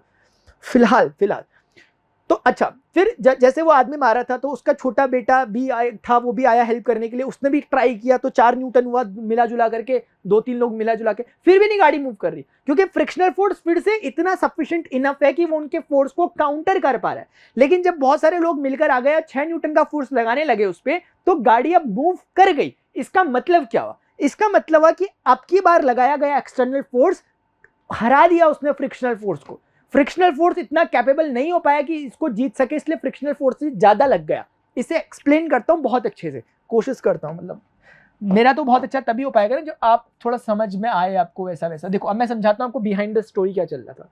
असल में ये चीज आपको पढ़ाई नहीं जाएगी 9th में, लेकिन मैं समझता हूं कि ऐसा है नहीं कि ना पढ़ाई जाने लायक, क्योंकि मैं अभी बुक देखते हुए आ रहा था आपकी एनसीईआरटी क्या आपके उसमें, तो मैंने देखा भाई फ्रिक्शनल फोर्स का यूज किया उन्होंने, तो इतना बनता है आपको बताना जो मैं बता रहा हूं। सुनो मेरी बात, 2 न्यूटन का फोर्स इस पे जब लगा रहा था, तो ये ऑब्जेक्ट पे ये जो सरफेस है इसका, वो भी 2 न्यूटन का फोर्स लगा दे रहा था, जिसके कारण हमें ऑब्जेक्ट मूव करता हुआ बिल्कुल नहीं दिख रहा है। ऐसे टेबल मुझे बिल्कुल नहीं दिख रहा मूव करता हुआ। अभी मैंने क्या किया, मैंने कहा सर अभी दोबारा से हम उसी वाले को पकड़ते हैं फिर से, और इस बार मैं 2 की जगह 4 न्यूटन का फोर्स लगाता हूं, और मतलब वो तो तब हो गया जब मुझे पता चला कि फिर से 4 न्यूटन का फोर्स है। मुझे पता कैसे चला 4 का लगा? क्योंकि ऑब्जेक्ट मूव ही नहीं कर रहा। अभी अब की बारी में जैसे ही मैंने इस वाले केस में जैसे ही मैंने इस ऑब्जेक्ट पे 6 न्यूटन का फोर्स लगाया, और मुझे दिखा कि इस बार ऑब्जेक्ट मूव कर गया, ये मूव कर गया इस बार, ये इस बार रेस्ट में। क्या आप मेरी बात समझ पा रहे हो? अब समझेंगे हुआ क्या। सबसे पहली बात, सर ये फ्रिक्शनल फोर्स 2 था, 4 था, उसके बाद 4 था। अब समझना मैंने क्या करा, समझना मैंने क्या किया। असल में ये जो फ्रिक्शनल फोर्स होता है, इसकी एक छोटी सी प्रॉपर्टी होती है कि frictional force is self adjusting in nature. Self adjusting in nature होता है। क्या मैंने कहा पता है आपको? ये बहुत प्यारी बात है यार, ये बहुत प्यारी बात है सर। पूरा चैप्टर एक तरफ, ये बात एक तरफ। क्या कह रहा हूं मैं कह रहा हूं कि सर फ्रिक्शनल फोर्स ये देखने की कोशिश करता है, वो उतना ही अमाउंट ऑफ फोर्स लगाता है जितना एक्सटर्नली लग रहा हो उसके ऊपर। सोचो कि अभी ये 2 है, 4 है, बदल रहे हैं ना, तो अगर सोचो कि जब ये 2 न्यूटन भी नहीं लगा रहा था मैं, तो तब फ्रिक्शनल फोर्स लग रहा था? नहीं लग रहा था, क्योंकि अगर लग रहा हो तो गाड़ी तो अपने आप खिसक के पीछे आ जाएगी ना। नहीं लग रहा था। मैंने क्या कहा? मैंने कहा फ्रिक्शनल फोर्स जो होता है वो देखता है कि एक्सटर्नली मेरे पे कितना लगाया जा रहा है, मैं उतना ही रिटर्न बैक करूंगा, लेकिन उसकी अपनी एक लिमिट होती है। जैसे इस बेचारे की लिमिट 4 न्यूटन थी मैक्सिमम, इसे कहते हैं लिमिटिंग वैल्यू ऑफ फ्रिक्शन, यानी कि ये 4 न्यूटन तक मैक्सिमम लगा सकता है। लेकिन अगर एक छोटा बच्चा आके इस पे आधे न्यूटन का फोर्स लगाएगा, तो ये छोटे बच्चे के लिए आधा ही न्यूटन का फोर्स रिप्लाई करेगा। 1 न्यूटन पे 1 ही न्यूटन रिप्लाई करेगा, 2 न्यूटन पे 2 ही रिप्लाई करेगा, 3 पे 3 ही रिप्लाई करेगा, 4 पे 4 ही रिप्लाई करेगा, 5 पे 4 ही रिप्लाई करेगा, 6 पे 4 ही रिप्लाई करेगा, 7 पे 4 ही रिप्लाई करेगा, क्योंकि अब वो बढ़ा नहीं सकता उसको, उसकी वैल्यू है, फिक्स है, वो डिपेंड करती है, वो मैथमेटिक्स है उसके पीछे, और वो आपके लिए अभी लायक नहीं है बताने के, क्योंकि कुछ कॉन्सेप्ट्स, कुछ थोड़े मैथमेटिकल टूल्स की कमी है आपके पास अभी। आप मेरी बात समझ, इतना तो समझ में आ रहा है, थोड़ा बहुत, ज्यादा नहीं समझ में, तो बस चक्कर ही होता है सर, समझिए। आपसे समझ। एक बात बोलूंगा छोटी सी, जैसे मैंने इसको टेबल को धक्का मारा ना, टेबल को धक्का नहीं खिसक तो खिसक गया, पक्का खिसका भी, आपको पता है मेरी बात, मैं दिख रहा, ये खिसक गया भी। जिस समय ये खिसका ना, अगर आप उस समय कंटिन्यू फोर्स मारते रहो, आपको पता है फ्रिक्शनल फोर्स तो अभी भी लग रहा है, लेकिन पहले से कम फ्रिक्शनल फोर्स होता है अभी थोड़ा सा, इसे काइनेटिक फ्रिक्शन कहते हैं। नहीं समझोगे आप, मैं इसे 3री क्लास में समझ गया था जब छोटा था, मुझे पता नहीं था कहते क्या है इसे, लेकिन मैं समझ गया था ये कॉन्सेप्ट, किताब से नहीं समझा था मैं ऐसे समझाता कि संडे वनडे को कभी क्या होता है, घर में सफाई वाई कुछ होता है, कभी कभी 4 पे इधर की उधर कर दो, ऐसा चक्कर होता है आपके वहाँ, होता है कभी कि आज इधर का उधर करते हैं चीज़ों को, ऐसा होता है। तो उसमें क्या होता था कि जैसे ये रहता था, सिंगल बेड है, उस बेड को खिसकाना होता था कभी ना, इधर से एक जगह से उधर, तो ऐसे पीछे खींचते थे सब घर में, ऐसे करके हम भाई बहन। तो उसमें क्या होता था कि अभी ना उसे धक्का मारना, तो फिर मैं ऐसे नीचे बैठ जाता था, पीछे दीवार होती थी, मैं ऐसे करके धक्का मारता था, और उसमें क्या होता था, जब मैं धक्का मारता था वो जाता नहीं था पीछे, लेकिन मैं जैसे जैसे अमाउंट बढ़ाता था वो जाता था, और फिर मुझे समझ में आता था एक बारी में, जब वो मूव करना चालू कर देता था ना बेड, फिर मुझे पता नहीं क्यों ऐसा महसूस होता था कि जब ये मूव करने लग गया तो मेरा धक्का जो फोर्स में लगा रहा हूं वो थोड़ा कम हो गया अमाउंट में। आपको लगा कभी ऐसा? आपको समझ ही नहीं आया मैं क्या कह रहा? मैं ये कहना चाह रहा हूं कि जब किसी ऑब्जेक्ट को आप धक्का मारते हो लेकिन वो आगे नहीं बढ़ पा रहा क्योंकि इस पे फ्रिक्शन लग रहा है, तो इस वाले फ्रिक्शन को कहते हैं स्टैटिक फ्रिक्शन। वो ऑब्जेक्ट रुका हुआ है, लेकिन एक स्थिति ऐसी आती है कि एक लिमिट के बाद आपका फोर्स इतना इनफ हो जाता है कि वो ऑब्जेक्ट मूव करने लग जाता है। उस स्थिति में जब आप उस पर फोर्स लगा रहे होते हैं और जो रिटर्न आपको फ्रिक्शनल फोर्स मिल रहा होता है, उस रिटर्न फ्रिक्शन का नाम होता है काइनेटिक फ्रिक्शन। काइनेटिक मतलब मोशन, क्योंकि अभी ऑब्जेक्ट मोशन में, और ये काइनेटिक फ्रिक्शन स्टैटिक फ्रिक्शन से थोड़ा कम होता है, इसीलिए आपको थोड़ा हल्का महसूस होता है। जब ऑब्जेक्ट एक बार मूव करना चालू कर देता है, उस पर फिर उसको मेंटेन रखना थोड़ा कंपैरेटिवली आसान होता है, क्योंकि उस समय लगने वाला फ्रिक्शनल फोर्स थोड़ा सा कम होता है, स्लाइटर 4 से थोड़ा सा कम होगा, वो 3.9 टाइप। समझे यार? सर बोलते कितना हो आप, लेकिन बस यही है यार, बोलने का ही तो पैसा मिलता है अपने को। ठीक है, देखें एक बार जरा। ओ माही माही माही ओ माही ओ माही।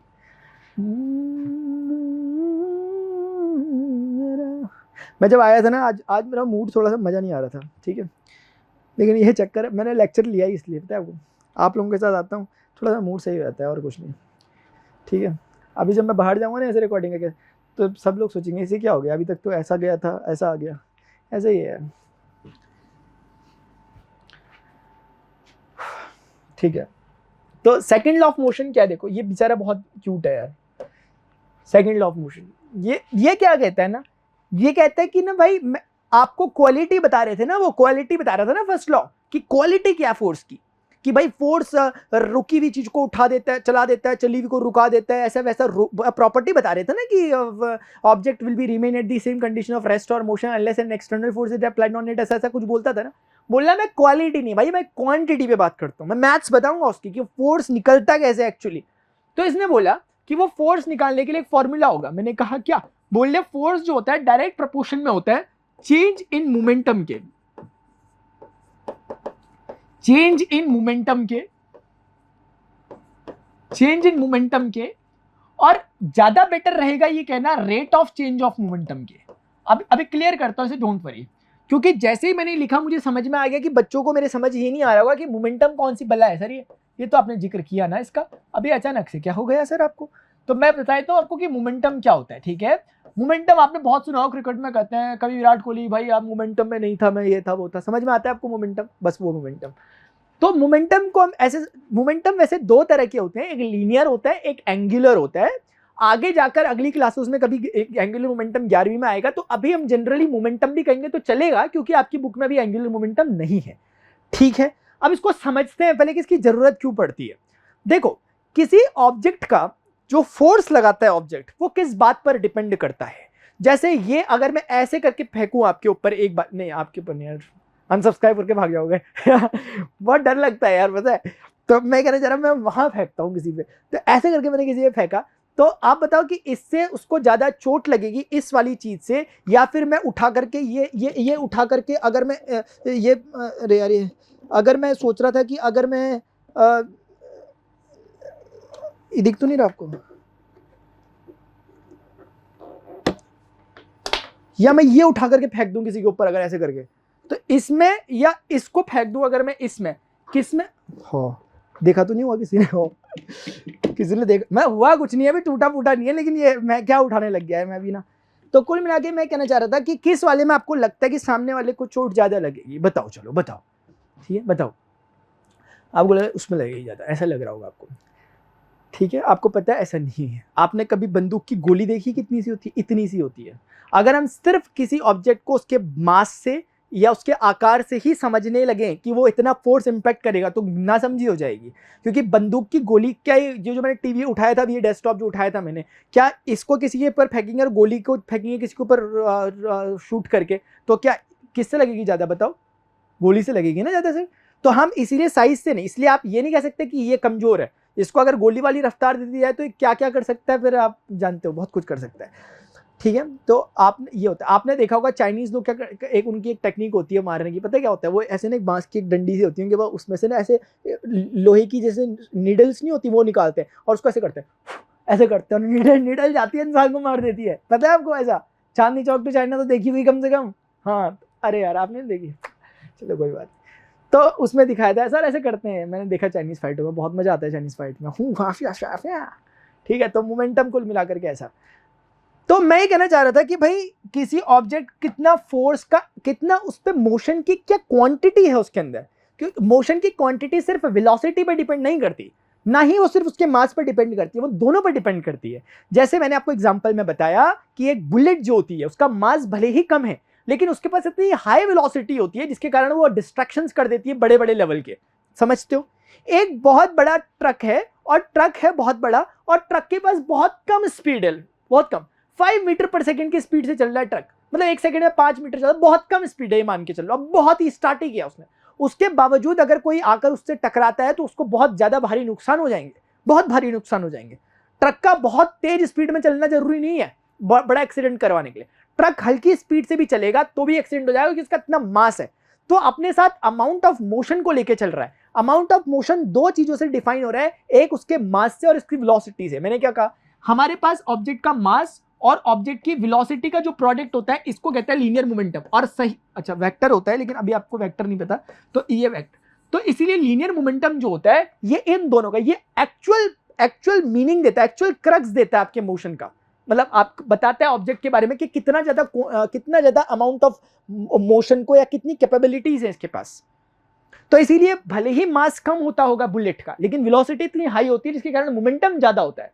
और मोमेंटम ज्यादा का मतलब आप मोटा मोटा मान के चलो कि उसके पास कैपेसिटी ज्यादा है अभी उसकी मोशन की, ये होता है लीनियर मोमेंटम। इसके यूनिट निकालने की कोशिश करोगे आप तो बहुत बड़ी बात तो है नहीं, मास किलोग्राम होता है और वेलोसिटी की यूनिट मीटर पर सेकंड होती है, तो it can be written like this, ये ऐसा होता है। ज्यादा क्या बोलूं इसमें, छोड़ो ना।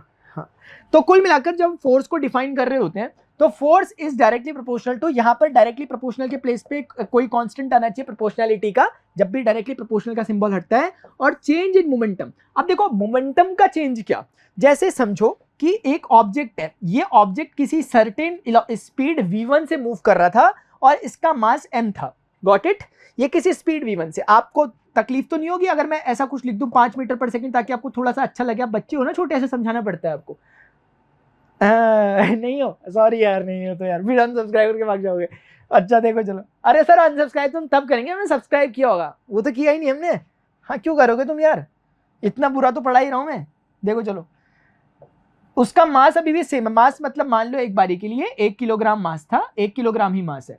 और हमने क्या देखा कि इसकी स्पीड जो हो गई, अब की बारी में इसकी स्पीड हो गई है 5 से लेकर के 10 मीटर पर सेकंड टाइप की कुछ हो गई है। अब मुझे बताओ किसी ऑब्जेक्ट की स्पीड अगर बदल रही है तो इसके पीछे एक जरूर कारण क्या रहा होगा, बोलो शाबाश, फोर्स लगा होगा सर। क्योंकि मैं क्या बोल रहा हूं इतनी देर से, कोई ऑब्जेक्ट अगर अपनी स्पीड बदल रहा है तो समझ जाओ तुरंत कि उस पर कोई तो फोर्स लगा ही होगा। तो कुल मिला के अगर उसकी स्पीड इससे ये हो गई है तो ऐसे अमाउंट में कोई कहेगा फोर्स बताओ, जबकि ये घटना घटी है 2 सेकंड के अंदर अंदर घटी, यानी 2 सेकंड में, अभी इतना था स्पीड इतनी हो गई अगले 2 सेकंड में। तो ऐसी स्थिति में आप क्या करते हो ना, आप इस चीज में आते हो जो मैंने यहाँ पे आपको एक्सप्लेन करी है। ये देखो, ये मैंने बोला कि जो फोर्स होगा आपको समझना है कि मोमेंटम का चेंज, मोमेंटम यहां पर कितना है, अगर मैं इसको P1 कह दूं तो मोमेंटम होगा m1 इंटू V1। तो m तो दोनों केस में सेम ही है मास, तो m1 बोलने की अलग से रिक्वायरमेंट नहीं है, m इंटू V1 कह लो। और इसका मोमेंटम निकालने के लिए भी मास इंटू वेलोसिटी, तो मास तो m ही है, वेलोसिटी V2 हो गई।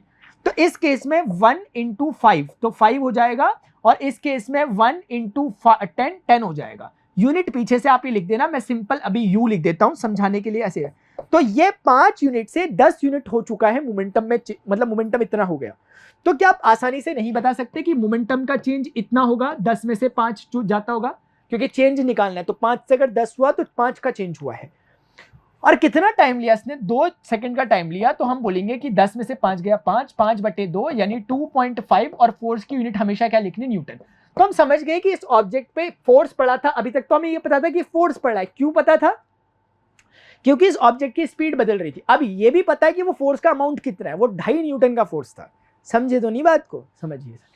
तो ऐसे होता है, समझे। इसको इन जनरल अगर आपने लिखना है तो आप लिखोगे, देखो इन जनरल अगर आपने लिखना है तो आप लिखोगे ऑब्जेक्ट का मास इंटू वेलोसिटी, फाइनल वाली वेलोसिटी माइनस ये, क्योंकि आपने जो ये किया हुआ, ये किया क्या आपने, mv2 है और mv1 है। देखो ध्यान से प्लीज, मैंने फाइनल मोमेंटम में से इनिशियल मोमेंटम को घटाया।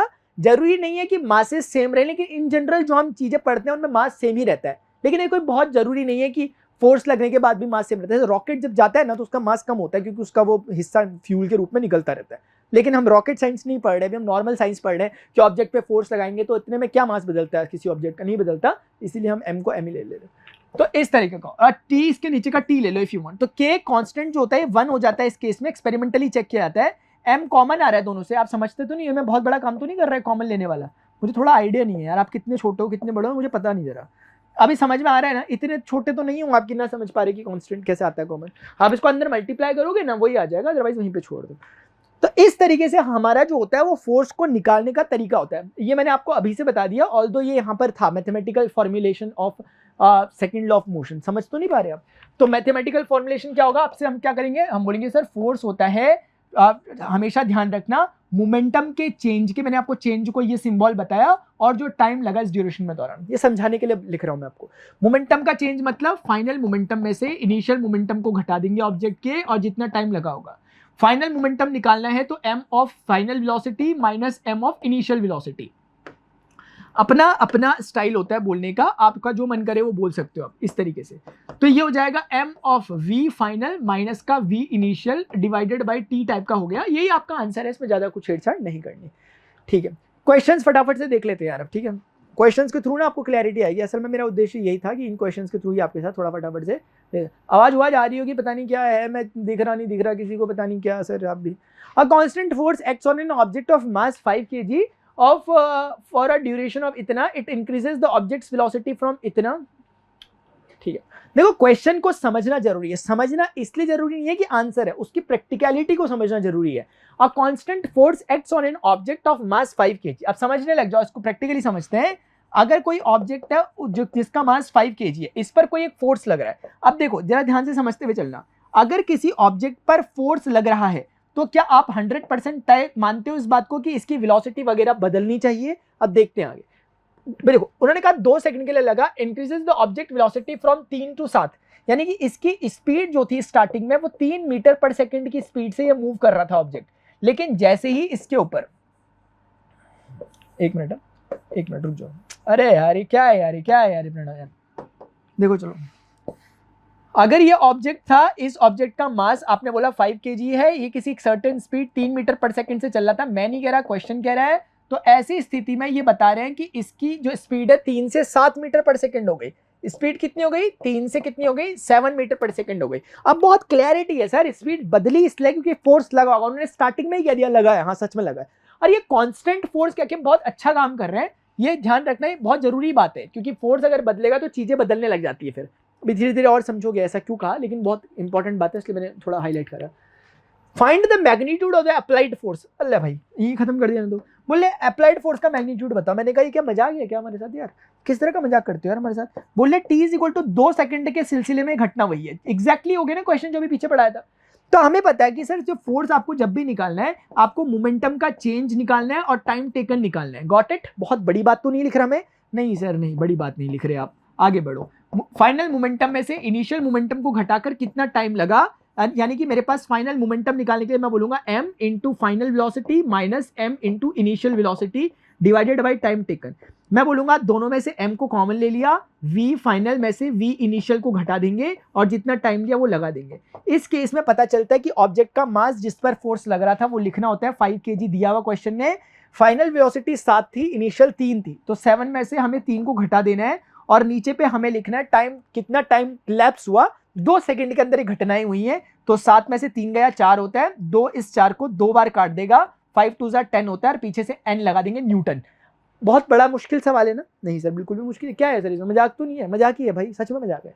अब देखो ऐसे देखो मेरा कहने का मतलब क्या होता है ना, आंसर निकालने में बड़ी बात नहीं मानता, वो बड़ी बात है भी नहीं, बड़ी बात ये कि आपको हर एक मतलब बताओ कि आप कर क्या रहे हो, वो इंपॉर्टेंट है यार। थोड़ा पढ़ो लेकिन ऐसा पढ़ो कि थोड़ा सा कुछ तो समझ में आए, ईमानदारी के साथ पढ़ो, अपने साथ विश्वासघात नहीं करना कि जबरदस्ती का पढ़वा दिया अपने आपको एग्जाम में लिखेंगे, यार नहीं यार छोड़ो ना, ऐसे तो मत ही पढ़ो।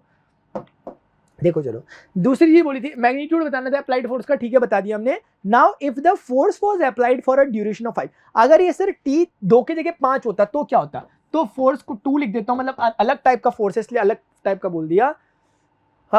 अगर ये 5 सेकंड तक लगता तो सारा का सारा खेल सेम रहता, बस नीचे 5 ही तो आता और क्या होता, मैं ज्यादा नहीं कर रहा चेंज, 7 - 3 बाकी सब कुछ सेम रहता ना यार। तो अगर इसे 5 कर लेते तो ये कट लेता तो ये 4 न्यूटन हो जाता, यानी कि उस समय फोर्स की वैल्यू 4 न्यूटन हो जाती है। अब आप समझो इस बात को कि क्यों इन्होंने क्यों गेम खेला, फोर्स कम क्यों। अगर आप ये समझ पा रहे हो कि फोर्स का अमाउंट कम क्यों, तो आप सच में समझो। पता क्यों, क्योंकि सोचो ना कि ये 2 सेकंड में ही इतना इफेक्ट दे रहा है और एक बंदा है जो कि 4 सेकंड, कितने सेकंड, 5 सेकंड ले रहा है इतना इफेक्ट देने में, तो बादल कमजोर है ना यार फोर्स। समझो ना यार, आप समझो, समझ गए? हाँ, कोई ऐसा है कि बिल्कुल टच करते टक से वेलोसिटी बदलवा दे रहा, और कोई ऐसा है कि भाई लगा पड़ा हुआ तब जाके वेलोसिटी सदियों में कभी बदल रही है, तो कमजोर है भाई तू, मतलब कमजोर था। Now if the force was applied for it, हो गया, what would be the final velocity of the object. अच्छा, इसमें है क्या क्वेश्चन? अच्छा, क्वेश्चन ये है कि now if the force was applied for a duration of 5 second, then what would be the final velocity of the object. अच्छा, आप समझ तो नहीं पा रहे क्या हुआ, मैं बताता हूँ क्या हुआ। ये कहना चाह रहे थे कि जो फोर्स आपने 2 सेकंड तक लगाया, इसने स्पीड को 2 सेकंड में ये कर दिया 3 से। अगर वो 5 सेकंड तक लगता तो वो स्पीड को क्या कर देता, क्योंकि स्पीड बढ़ा रहा है ना, वो 3 से 7 करी, तो अभी कुछ और बढ़ाएगा, कितनी करता। इजी, ठीक ठाक है क्वेश्चन, अच्छा क्वेश्चन। अगर आप सोचने की कोशिश करो, हमारे पास देखो फोर्स की, अच्छा एक बात और, इधर आते हैं पहले। अच्छा, क्या आप समझ पाते हो कि अभी देखो इधर, एक्सेलरेशन क्या होता है? वेलोसिटी का change divided by time taken. अब इसको गौर से देखो और ये समझो आप, क्या आपको नहीं लगता कि वेलोसिटी का चेंज, ये वेलोसिटी का चेंज ही तो है, v2 माइनस v1 है, डिवाइडेड बाय टाइम। तो क्या मैं नहीं कह सकता कि वो a हो गया? क्या ये चीज a नहीं है, e है? तो इसीलिए आपसे अपने लिए फॉर्मूला बन गया है F बराबर ma, दैट्स इट, खत्म। F बराबर ma, अब से ये यूज करेंगे कांस्टेंट मास के लिए। अब ये हमारी हेल्प कैसे करेगा? क्योंकि ये हमारी हेल्प ऐसे करेगा, अलग अलग जगहों पे भी क्वेश्चन करते समय हमारी हेल्प कैसे होगी, आपको भूलना नहीं चाहिए कि हमारे पास काइनेमेटिक्स की 3 इक्वेशंस है।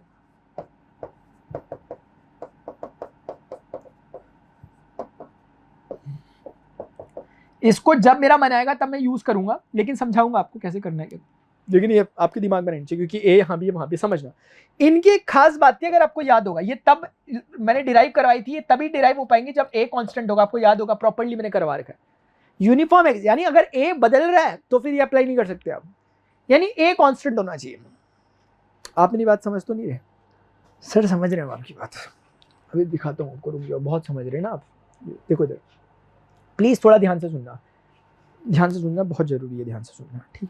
इधर सुनो, मैंने एक आपसे बहुत पहले क्वेश्चन मार्क मरवाया था आपसे, आता हूँ उस पर, रुक जाओ, कहीं तो था वो, यहाँ था एक क्वेश्चन मार्क, ये था, ये याद आ रहा? इस क्वेश्चन मार्क को देखो जरा। अब मैं कह सकता हूँ, मैंने क्या कहा था, एक्सेलरेशन फोर्स डायरेक्ट प्रोपोर्शन में। मैंने भी पीछे पे क्या लिखा है आपको, मैंने लिखाया कि F बराबर ma। अब ये बहुत बहुत ज्यादा इंपॉर्टेंट चीज है, ये उस पूरी बात की पुष्टि करती है जो कुछ मैंने आपको अभी तक पढ़ाया, उसका एक सिंगल रिप्रेजेंटेशन है, अकेला। अब सोचो एक बारी में, कि मैंने आपको वैसे पहले भी बता रखा है ये चीज, पिछले चैप्टर में भी, देखो इफ a बराबर 0 देन F बराबर कितना होता है, m इंटू 0, यानी कि 0। क्या आप समझ पा रहे हो कि अगर एक्सेलरेशन 0 है तो फोर्स 0 होगा, एंड वाइज वर्सा, मतलब समझो पहले। अच्छा, एक्सेलरेशन 0 होने का मतलब क्या है? सोचो, एक्सेलरेशन होता है वेलोसिटी में चेंज, लेकिन वेलोसिटी में चेंज 0 है, यानी कि वेलोसिटी में जो चेंज था Vf माइनस Vi, यही होता है एक्सेलरेशन। ये अगर 0 है तो इसका कुल मिला के मतलब ये निकल के आ रहा है कि Vf और Vi आपस में बराबर हैं, क्योंकि ये t वहां जाएगा 0 हो जाएगा, Vi उधर जाएगा प्लस हो जाएगा। मुझे पूरी कहानी में इतना मात्र समझ में आ रहा है कि किसी ऑब्जेक्ट पर अगर उसकी स्पीड सेम है, यानी फाइनल भी सेम है, इनिशियल भी सेम है, इसका एक ही मतलब है कि फोर्स नहीं था। यही तो कह रहा था मैं तब से इतनी देर से, ये एक्सप्रेशन वही कहना चाह रहा है। आप ध्यान से देखो, उसको दोबारा देखो, तिबारा देखो, 10 बार देखो प्लीज, ये बहुत काम का है, बहुत काम का है। कहना क्या चाह रहे हैं कि अगर a does not equal to 0 है, तो आप समझो वहां से देखो a बराबर क्या है, कायदे से f अपॉन m है कि नहीं है, बोलो a बराबर, तो ये बराबर 0 है, क्योंकि अगर a ऐसा है देन ये ऐसा होगा, इसका मतलब निकलता है कि f 0 वहां चला जाएगा, वो यानी f भी नॉन 0 होगा। ये कहना चाह रहे हैं कि अगर एक्सेलरेशन 0 नहीं है, 0 नहीं है का मतलब क्या, कि वेलोसिटी इनिशियल और फाइनल इक्वल नहीं है, ये मतलब होगा। तो जरूर फोर्स भी 0 नहीं है, यानी फोर्स भी कुछ ना कुछ है। ये वही कहना चाह रहा है कि अगर किसी ऑब्जेक्ट की वेलोसिटी इनिशियल और फाइनल बदल रही है तो उस पर फोर्स कुछ ना कुछ होगा, 0 नहीं होगा। हाँ, थोड़ा सोचो यार इसे प्लीज यार, मुश्किल तो बिल्कुल भी नहीं है। मेरा बोलने का थोड़ा सा हो सकता है कि आपको मेरी भाषा समझ में ना पा रही हो, बात अलग है, लेकिन चीजें टफ नहीं है, इतने ही बोल सकता हूं। अब देखो इस केस में क्या, ठीक है, अब प्लीज कैच करना मेरी बात को, जो मैं फेंकने वाला हूं यहां से। सर इतनी देर से तो फेंक ही रहे हो आप। देखो F is equal to m, क्या बोला था क्वेश्चन में, कांस्टेंट फोर्स। अगर मैं बोलता हूं कि a बराबर क्या निकलेगा, तो आप बोलोगे F बाई m, गलत कह रहा हूं क्या? अब मुझे बताओ, F अगर कांस्टेंट है, और मास तो कांस्टेंट होगा ही, क्योंकि 5 किलोग्राम का ऑब्जेक्ट है, वो ऐसे थोड़ा ना बदलता है कि आपने फोर्स लगाया मास बदल जाता है, ऐसा होता है क्या? तो मास तो कांस्टेंट ही है। तो ये भी कांस्टेंट क्वेश्चन ने बोला, ये कांस्टेंट क्वेश्चन ने बोला, तो क्या ए कांस्टेंट हो गया नहीं हो गया, मुझे बताओ। अगर ए कांस्टेंट हो गया तो क्या मैं काइनेमेटिक्स की क्वेश्चन को यूज कर सकता हूं? ये फर्क पड़ता है। ऐसा नहीं कि लगे हाथ यूज कर दी काइनेमेटिक्स की क्वेश्चन। अगर ये ना बोले वहां पे कांस्टेंट फोर्स, कैसे कर लोगे फिर? कैसे कर लोगे? इसीलिए अभी कर सकते हैं सर, अभी कर सकते हैं काइनेमेटिक्स की इक्वेशन को सॉल्व, क्योंकि अभी हमें पता है first equation v = u + at बोलती है। ए हमें पता है कितना है। कैसे पता है? क्योंकि हमें फोर्स पता है। एक बारी में अगर हमें फोर्स पता है कि 10 न्यूटन है, हमें मास पता है कि 5 कितना है, इसका है 5 किलोग्राम है। Can't we find the value of A from this formula? F/m कितना हो गया? 2। और ये 2 हमेशा फिक्स रहेगा, ये बदलेगा नहीं बिल्कुल भी। अब 2 मीटर सेकंड इनवर्स। अब ए पता है आपको, कितने टाइम इंटरवल के लिए आप लगा रहे हो पता है, यू पता है, तो काम हो जाएगा नहीं हो जाएगा? बोलो। मैं तो चल रहा ही यूं ही चल। स्टार्टिंग में स्पीड कितनी थी? 3 थी। एक्सेलरेशन आपने कैलकुलेट किया कितना है? 2 है। कितने टाइम ड्यूरेशन के लिए आप लगा रहे हो? आप 5 सेकंड के लिए लगा रहे हो। 5 सेकंड के लिए आप यहां से चलना चालू कर रहे हो 3 से, और 5 सेकंड के लिए 13 मीटर पर सेकंड हो गया। ये ऐसा होता है। ये है। आपको मैं एक और बताऊं ऑप्शनल, क्योंकि मैं चाहता हूं मेरे बच्चे ऐसे वाला पढ़ें जो मैं पढ़ा रहा हूं। एक बात सुनना, मैं ट्राई करता हूं आपके साथ, देखता हूं आप समझ पाओगे नहीं पाओगे। आंसर आ गया, लेकिन सुनो, देखो समझना, प्लीज गौर से समझना जो मैं बोलने वाला हूँ। रटने वाले तरीके से मत करना, ये गलतियां होती है ना, इसलिए मत रटो। क्लियर करो कि ये टी मैंने आपको पिछले लेक्चर में बताया था कि व्हाट इट इज टी। ये टी इस वेलोसिटी के u से v होने के दौरान लगा टाइम है। तो जब आप मान रहे हो कि इनिशियली उसकी 3 थी और फाइनली कुछ हो गई v मानी आपने, तो उसके दौरान लगा टाइम, तो ठीक बोल रहे हो, बहुत बढ़िया, बहुत बढ़िया। लेकिन अगर मैं कहता आप यहां से सोचना चालू करो एक बारी के लिए, ये कौन से सेकंड में है? दूसरे सेकंड में। और 5वें सेकंड में अंतर कितना आ जाएगा? 3 सेकंड का। इनिशियल स्पीड को 7 रखो एक बारी में, और टाइम टेकन जो है इस बार 3 रखो। 13 आया नहीं आया आंसर?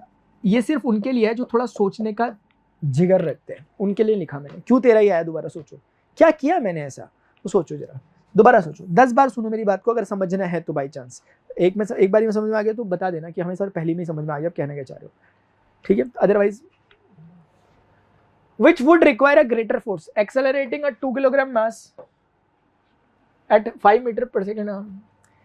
जैसे 2 किलोग्राम का मास है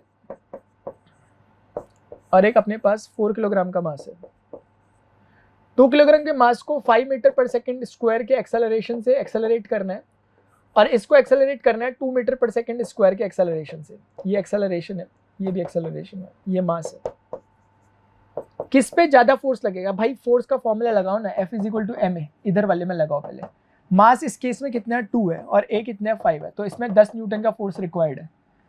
इस वाले में अगर आप लगाओगे m × a, तो इस वाले में मास कितना है? मास 4 है, और a कितना? एक्सेलरेशन 2 है, तो 4 × 2 = 8 न्यूटन का फोर्स इसमें रिक्वायर्ड है। You are getting my point? तो देख लो किस में ज्यादा है, बोल देना उसी में ज्यादा है, ठीक है? अब motor car is moving with the velocity of, पहले देख ले एक बार हमको चल रहा है कि नहीं चल रहा। चल तो रहा है सर चल तो रहा है। अब मोटर कार इज, आवाज आ रही थी क्या? देखा नहीं?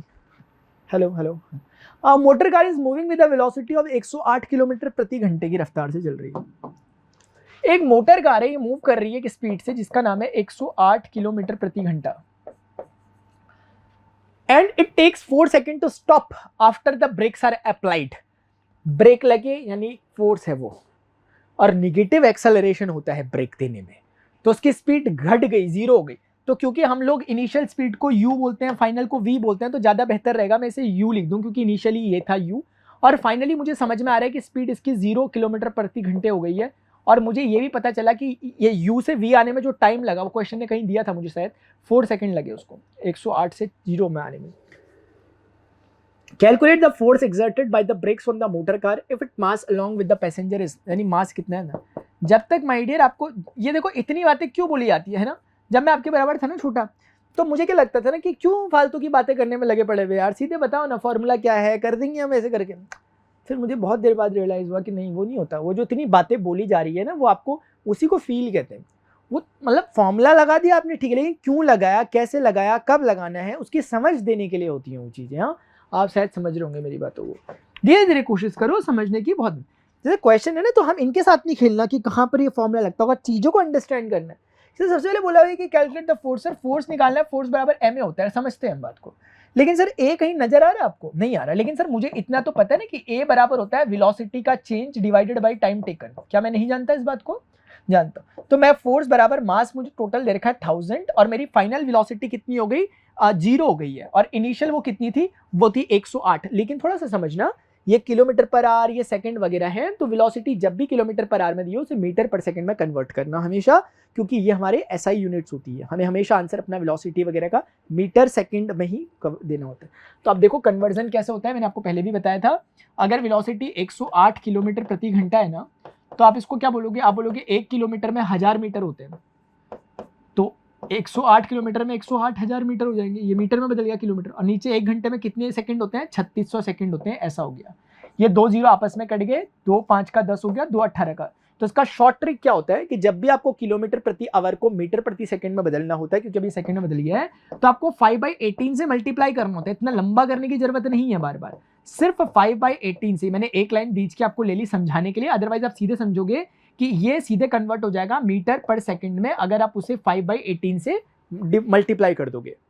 ठीक है, तो 18 6 टाइम जाता है शायद, हाँ 6 5 का 30 हो गया। तो अब ये 30 मीटर पर सेकंड हो गया। Hope you are getting my point. तो इसका मीनिंग ये हुआ कि ये हो गया 30 इनिशियली, इसका मतलब 30 मीटर पर सेकंड था, नीचे सेकंड में ही आंसर था तो 4 सेकंड हो गया। तो हमारा इसको 4 ने इसको 25 बार काटा और 250 हो गया, और 250 इंटू 0 0 2 जीरो हो गया, 25 नहीं 75 हो गया। और उसके आगे आई एम सॉरी 75 के पीछे 2 जीरोस लग गए और एक नेगेटिव आ गया, और ये हो गया न्यूटन।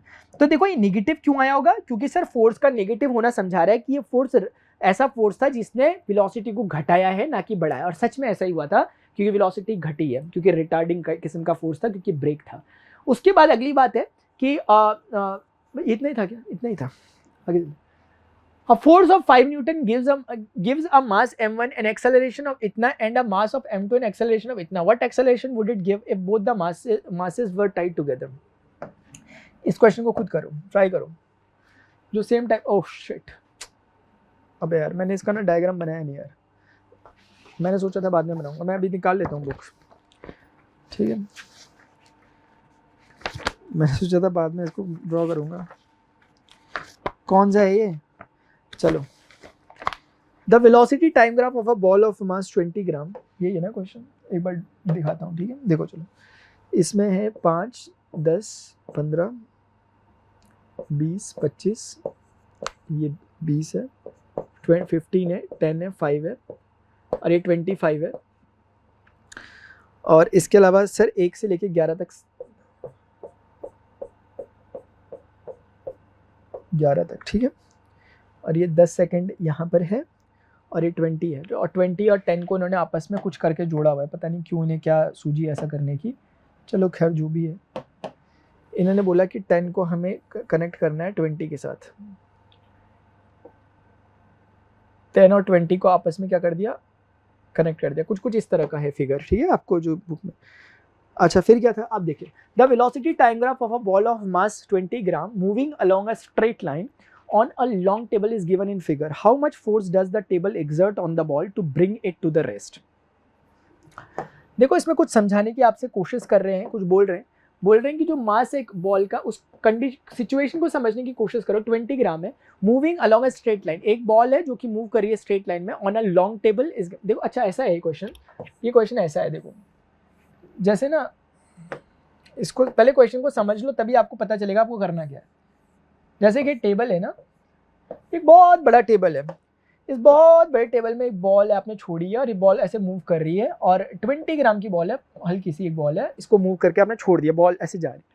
देखिए जब मैं ऐसे टेबल पे ना ऐसे बॉल को ऐसे छोड़ता हूँ, ऐसे टेबल है यहाँ पे, मैंने छोड़ा तो कुछ टाइम बाद बॉल आकर रुक जाएगी, और ऐसे कहा रुक गई है, जैसे रुक गई है, जैसे ये टाइम है ना, ये टाइम है, और ये मेरे ख्याल से स्पीड है क्या? वेलोसिटी है ना, हाँ ये वेलोसिटी है, ये मीटर पर सेकंड वाली चीज़ें हैं, यानी ये मीटर पर सेकंड में मेजरमेंट है इनका, और उनका सेकंड में। ये समझाना ये चाह रहा है आपको कि जब ये 1 सेकंड था, जब ये 2 था, ये 3 था, ये 4 था, ये 5 था, ये 6 था, ये 7 था, ये 8 था, ये 9 था, तो उनकी कॉरेस्पॉन्डिंग वेलोसिटीज बता रहा है। यानी ये बताना चाह रहा है कि स्टार्टिंग में जब उसने देखा होगा 0 सेकंड पे, तो ऑब्जेक्ट की स्पीड 20 मीटर प्रति सेकंड थी, यही तो समझ में आता है। अगले 1 सेकंड में ऑब्जेक्ट की स्पीड कुछ यहाँ, 2 में कुछ यहाँ, 3 में कुछ यहाँ, 4 में कुछ यहाँ, ऐसे कम होते होते 10 सेकंड में ऑब्जेक्ट की स्पीड 0 हो गई। क्योंकि 10 सेकंड में ऑब्जेक्ट की स्पीड 0, क्योंकि x एक्सिस पे y 0 होता है, इसीलिए टाइम की एक्सिस पर वेलोसिटी 0 होगी। गलत कह रहा हूं मैं क्या? वेलोसिटी घट रही है ना नीचे को जब आ रही है, तो जब यहाँ बिल्कुल बॉटम पे पड़ गई तो इस सेकंड। मुझे फिलहाल तो इतना समझ में आया सिचुएशंस को देख के कि t is equal to 0 second पर ऑब्जेक्ट की जो वेलोसिटी है, जिसे मैं इनिशियल वेलोसिटी u कहना ज्यादा पसंद कर रहा हूँ, वो 20 मीटर पर सेकंड है। मैं नहीं कह रहा, क्वेश्चन ने ग्राफ के थ्रू मुझे बताने की कोशिश की है। फाइनली 10वें सेकंड पे मुझे देखने को मिला कि ऑब्जेक्ट की वेलोसिटी खत्म हो चुकी है, ऑब्जेक्ट की वेलोसिटी 0 हो चुकी है, तो मैं इसे 0 मान लेता हूँ। अब मेरे से कुछ ये पूछ रहे थे कि हाउ मच फोर्स, कितना फोर्स इसने लगाया, bring it to the rest, मतलब कितना फोर्स वगैरह इस पर लगा होगा इस ड्यूरेशन के दौरान। देखो इस चीज से देख के मुझे एक सीधा आइडिया लग पा रहा है कि मैं एक्सेलरेशन तो काउंट कर ही सकता हूँ, क्योंकि मुझे पता है फाइनली वेलोसिटी 0 हो गई, इनिशियली वेलोसिटी 20 थी, टाइम उसने इस ड्यूरेशन में 10 सेकंड का लिया, तो ये आंसर आ रहा है माइनस का 2 मीटर सेकंड इनवर्स 2 आएगा। कुल मिलाकर मेरा एक्सेलरेशन 2 मीटर प्रति सेकंड स्क्वायर है, लेकिन वो नेगेटिव है, होना चाहिए, क्योंकि ऑब्जेक्ट के पास कुछ वेलोसिटी है, और वेलोसिटी अगर गायब होनी है, कम होनी है, तो उसके लिए नेगेटिव एक्सेलरेशन की जरूरत है। ठीक है, तो ये था। फोर्स कितना लगाया बोलेंगे तो हम बोलेंगे फोर्स बराबर होता है m इंटू ए। एम कितना था उसका 20 ग्राम है, ग्राम को प्लीज किलोग्राम में कन्वर्ट कर दो, क्योंकि हमें क्या करना है, ऐसा यूनिट में आंसर देने होते हैं। और एक्सेलरेशन हमारा कितना है, 2 है, नेगेटिव का लेना चाहो ले लो। इसने इसको काट दिया, 2 ने इसको 50 बार कट कर दिया ऐसे करके, और 2/50 हो गया, और ये न्यूटन आपका आंसर हो गया। इस तरह का आपका कुछ एक आंसर होगा। आप चाहो तो इसे थोड़ा फर्दर और सॉल्व कर लेना, जैसे मैं आपको समझा देता हूँ इसे और कैसे सॉल्व कर सकते हो। 50 है ना, ऊपर नीचे 2 से मल्टीप्लाई कर दो। ऐसा करने से क्या होगा, ऊपर -4 बन जाएगा, नीचे 100 बन जाएगा, और 100 को आप इजीली लिख सकते हो 0.04 टाइप का, तो ये थोड़ा इजी हो जाता है। नेगेटिव ये समझाने की कोशिश कर रहा है कि ये फोर्स का नेचर रिटार्डिंग है, यानी ये ऑब्जेक्ट की वेलोसिटी को रोकने का काम कर रहा है। ठीक है, जैसे इस पहला वाला क्वेश्चन भी है, ये मैंने आपको दिया, मैं देख लूँ बट एक्सप्रेशन आप कर लोगे ना, प्लीज एक बार ट्राई जरूर करना। ठीक है, वैसे भी एग्जाम्पल है, आपको थोड़ा हिंट मिल जाएगा। अच्छा, अरे वाह यार, इसका मतलब मैंने इतने सारे क्वेश्चन करा भी दिए क्या? तब तो फिर बनता है वो आपके लिए क्वेश्चन। पता नहीं ऐसा कैसे होता है मेरे साथ हमेशा कि मैं एक क्वेश्चन देता हूँ और वही आखिरी क्वेश्चन होता है। थर्ड लॉ ऑफ मोशन, देखो थर्ड लॉ ऑफ मोशन आखिरी लॉ ऑफ मोशन है न्यूटन्स का। ये कहता है कि फर्स्ट लॉ, अच्छा मैं आपको एक ब्यूटीफुल सी बात बताऊँ, मजा आएगा आपको। देखो अभी दिखाता हूँ, देखो अभी आपने क्या पढ़ा कि F बराबर ma होता है। ये आपने कहाँ से पढ़ा, from second law of motion. आपको पता है जो सेकेंड लॉ ऑफ मोशन है ना, इसे यूनिवर्सल लॉ ऑफ मोशन भी कहा जाता है, सेकेंड लॉ ऑफ मोशन, क्योंकि अगर आपको सेकेंड लॉ ऑफ मोशन पता है ना, तो इसकी हेल्प से फर्स्ट लॉ और थर्ड लॉ डिराइव हो जाते हैं। फिलहाल तो मैं आपको सिर्फ फर्स्ट ही डिराइव करके दिखा रहा हूँ, फ्यूचर की क्लासेस के लिए भी कुछ रख देते हैं, क्योंकि कुछ जरूरी चीजें उससे मैं आपको समझ में आएंगी। तो फिलहाल एक बार में चेक करते हैं। देखो फर्स्ट लॉ कहता क्या है, एक बार आपको समझ में आ जाए तो काम हो जाएगा। फर्स्ट लॉ ऑफ मोशन कहता क्या है बताओ जरा, अपने मन में बोलो प्लीज। देखो हमें ना चीजों को ऐसे नहीं पढ़ना कि हमें रटी है बस काम हो जाएगा, वो नहीं होता तरीका। हमें कि हमें एसेंस मिले उस बात से कि मतलब क्या सर, हम ठीक है हमने याद कर लिया, क्या फर्क क्या पड़ा इसे याद करने से, क्या फायदा क्या हो रहा हमें, ये होना चाहिए। फर्स्ट लॉ ऑफ मोशन हमें ये फायदे की बात बोलता है कि वो कहता है कि इफ फोर्स इज 0, समझना जरा, this implies velocity is constant. क्या मैं गलत कह रहा हूं, मुझे इतना बता दो। इफ एंड इफ, ठीक है, ये कहना चाह रहा है कि अगर किसी ऑब्जेक्ट पे 0 फोर्स पड़ रहा है तो उसको उसकी वेलोसिटी पे कोई फर्क नहीं पड़ेगा। इसका उल्टा भी सही है, अगर ऑब्जेक्ट की वेलोसिटी पे कोई फर्क नहीं पड़ रहा तो उसका मतलब उस पर कोई फोर्स नहीं लगा था। ठीक है, ये कहना चाहता है ये। अगर आप थोड़ा इसको डिकोड करने की कोशिश करो तो एफ, चलो अब नहीं करते डिकोड, यहां करते हैं। अब जब ये कह रहे थे कि एफ बराबर 0, ये है। अब एक बार हम न्यूटन के फर्स्ट लॉ का इनपुट लेते हैं। इनपुट कहता था कि अगर किसी ऑब्जेक्ट पे कोई फोर्स नहीं लग रहा, न्यूटन का फर्स्ट लॉ क्या कहेगा, अगर आप न्यूटन से पूछेंगे सर न्यूटन से जाके कि पहले लॉ के अकॉर्डिंग आप ये बताओ कि ऑब्जेक्ट पे कोई फोर्स नहीं लग रहा, तो सर न्यूटन क्या कहेंगे, वो कहेंगे ये सेम वेलोसिटी से चलता रहेगा, इसकी वेलोसिटी कांस्टेंट रहेगी। अच्छा तो एक बार इनपुट रखते हैं, हम देखते हैं आउटपुट वही आता है कि नहीं आता। इफ एफ बराबर 0, अगर कोई फोर्स नहीं लग रहा तो हम यहां जैसे ही डालते हैं 0 को, तो 0 बराबर ma आता है। अब दो चीजों का प्रोडक्ट 0 में, या तो ये 0 या तो ये 0। मास तो 0 हो नहीं सकता, क्योंकि मास 0 तो आप खेल किसके साथ रहे, फिर अदृश्य के साथ थोड़ा ना खेल रहोगे, तो मास तो 0 हो नहीं सकता। तो एक ही समझ में आता है कि एक्सेलरेशन 0 होगा। यानी कि जब हमने बोला कि फोर्स 0 है तो वो कह रहा है कि इसका मतलब एक्सेलरेशन 0 है। और असल में एक्सेलरेशन 0 होने का मतलब क्या है, फाइनल वेलोसिटी में से इनिशियल वेलोसिटी ये 0 है, और ये 0 होने का मतलब क्या है, vf माइनस vi बराबर 0 है, और ये 0 होने का मतलब ये हुआ कि vf बराबर vi है। Are you getting my point, ये समझ में आया?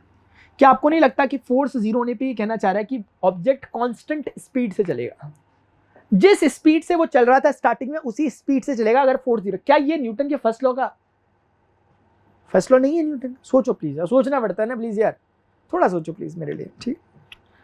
पक्का सोच रहे थे ना? सोचा? ठीक है, थोड़ा सोचना। थर्ड लॉ ऑफ मोशन क्या होता है? थर्ड लॉ ऑफ मोशन कहता है कि every action causes equal and opposite reaction. जैसे ना, अगर आपने एक जैसे आपने कभी वेइंग मशीन देखी है? आपने वेइंग मशीन जिसपे वेट नापते हैं अपना, तो ऐसे ना वेइंग मशीन पर हम वेट नापते हैं ऐसे करके अपना। जब हम वेइंग मशीन के ऊपर खड़े होता है ना कोई ऑब्जेक्ट, तो वो कुछ एक फोर्स लगाता है वेइंग मशीन के ऊपर जब हम खड़े होते हैं, तो वेइंग मशीन भी हम पे उतना ही ऑपोजिट, असल में वेइंग मशीन नहीं है, हर ऑब्जेक्ट के लिए सही है। जैसे मैं इस रिमोट को अगर मैं अपने हाथ के ऊपर रख रहा हूँ, ये रिमोट जितना फोर्स नीचे की तरफ लगा रहा होगा उतना ही फोर्स मेरा हाथ इसको ऊपर की तरफ लगा रहा होगा, तभी जाकर ये स्टेबल है, अपनी जगह पे खड़ा है। अगर इम्बैलेंस फोर्स होते, अनबैलेंस्ड फोर्स होते, तो ये ऊपर होता है या नीचे होता, लेकिन ये अगर वहीं का वहीं टिका है, इसका मतलब इसके सरफेस ने जितना फोर्स ऊपर लगाया उतना ही रिमोट ने नीचे लगाया, नहीं दोनों इक्वल इन देयर मैग्नीट्यूड है but opposite in their direction है। तो इसीलिए थर्ड लॉ ऑफ मोशन ये कहता है कि अगर कोई एक ऑब्जेक्ट किसी दूसरे ऑब्जेक्ट पर अगर एक फोर्स लगाता है F1, तो दूसरा ऑब्जेक्ट भी पहले ऑब्जेक्ट पे एक फोर्स लगाएगा F2, और वो इस तरह से लगाएगा कि F1 और F2 दोनों इक्वल इन देयर मैग्नीट्यूड होते हैं and just opposite in their direction होते हैं, डायरेक्शन दोनों को ऑपोजिट है। इसी को न्यूटन का थर्ड लॉ कहते हैं। ये लॉ समझाने की कोशिश ये कर रहा है आपको कि every action causes equal and opposite reaction. अगर इसने इस पे कुछ फोर्स लगाया तो ऑटोमेटिकली इसके द्वारा भी इस पर एक फोर्स लगेगा, लेकिन ये रूल जो है ये सिर्फ दो डिफरेंट ऑब्जेक्ट की बात कर रहा है। ये दोनों फोर्सेस जो हैं, ये दोनों फोर्सेस एक ही ऑब्जेक्ट पे नहीं लग रहे, एक ऑब्जेक्ट और वो वाला दूसरे ऑब्जेक्ट पे लग रहे हैं, दो अलग अलग ऑब्जेक्ट पे लग रहे हैं। और इसको मैं क्लेरिफाई कर दूं एक लास्ट बात बोल करके, वो ये है, ऑल्दो इन दोनों ऑब्जेक्ट को फोर्सेस इक्वल एक्सपीरियंस हो रहे होंगे मैग्नीट्यूड में, बट एक्सेलरेशन इन दोनों को अलग अलग महसूस हो सकता है। मैंने क्या बोला समझो। असल में क्या होता है, आपने इसके एग्जांपल में आपने देखा होगा, जैसे एक बड़ी राइफल है, बंदूक है, उससे अगर आप बुलेट चलाने की कोशिश करोगे, तो जब आप बंदूक में फायरिंग करोगे ना, तो एक रिकॉइल महसूस होता है, मतलब आपकी बंदूक ऐसे पीछे धक्का मारती है, रिकॉइल कहते हैं उसे, ठीक है, मतलब अच्छा खासा एक हैवी जर्क पड़ता है पीछे की तरफ, समझ रहे हो? तो अब यहीं से आप समझ सकते हो इस चीज को, जैसे इस तरह से आपकी बंदूक इस तरह से लगभग मान लेते हैं, इस तरह से कुछ एक बंदूक टाइप की है, इससे ये आपकी बुलेट जो है, ये बुलेट जा रही है आगे को। अब यहाँ पे केस क्या है कि बुलेट का मास क्या है, ये बुलेट हो गई, और जो रिकॉइल हो रही है वो पूरी बंदूक में हो रही है, बंदूक का मास कुछ कैपिटल M हो गया।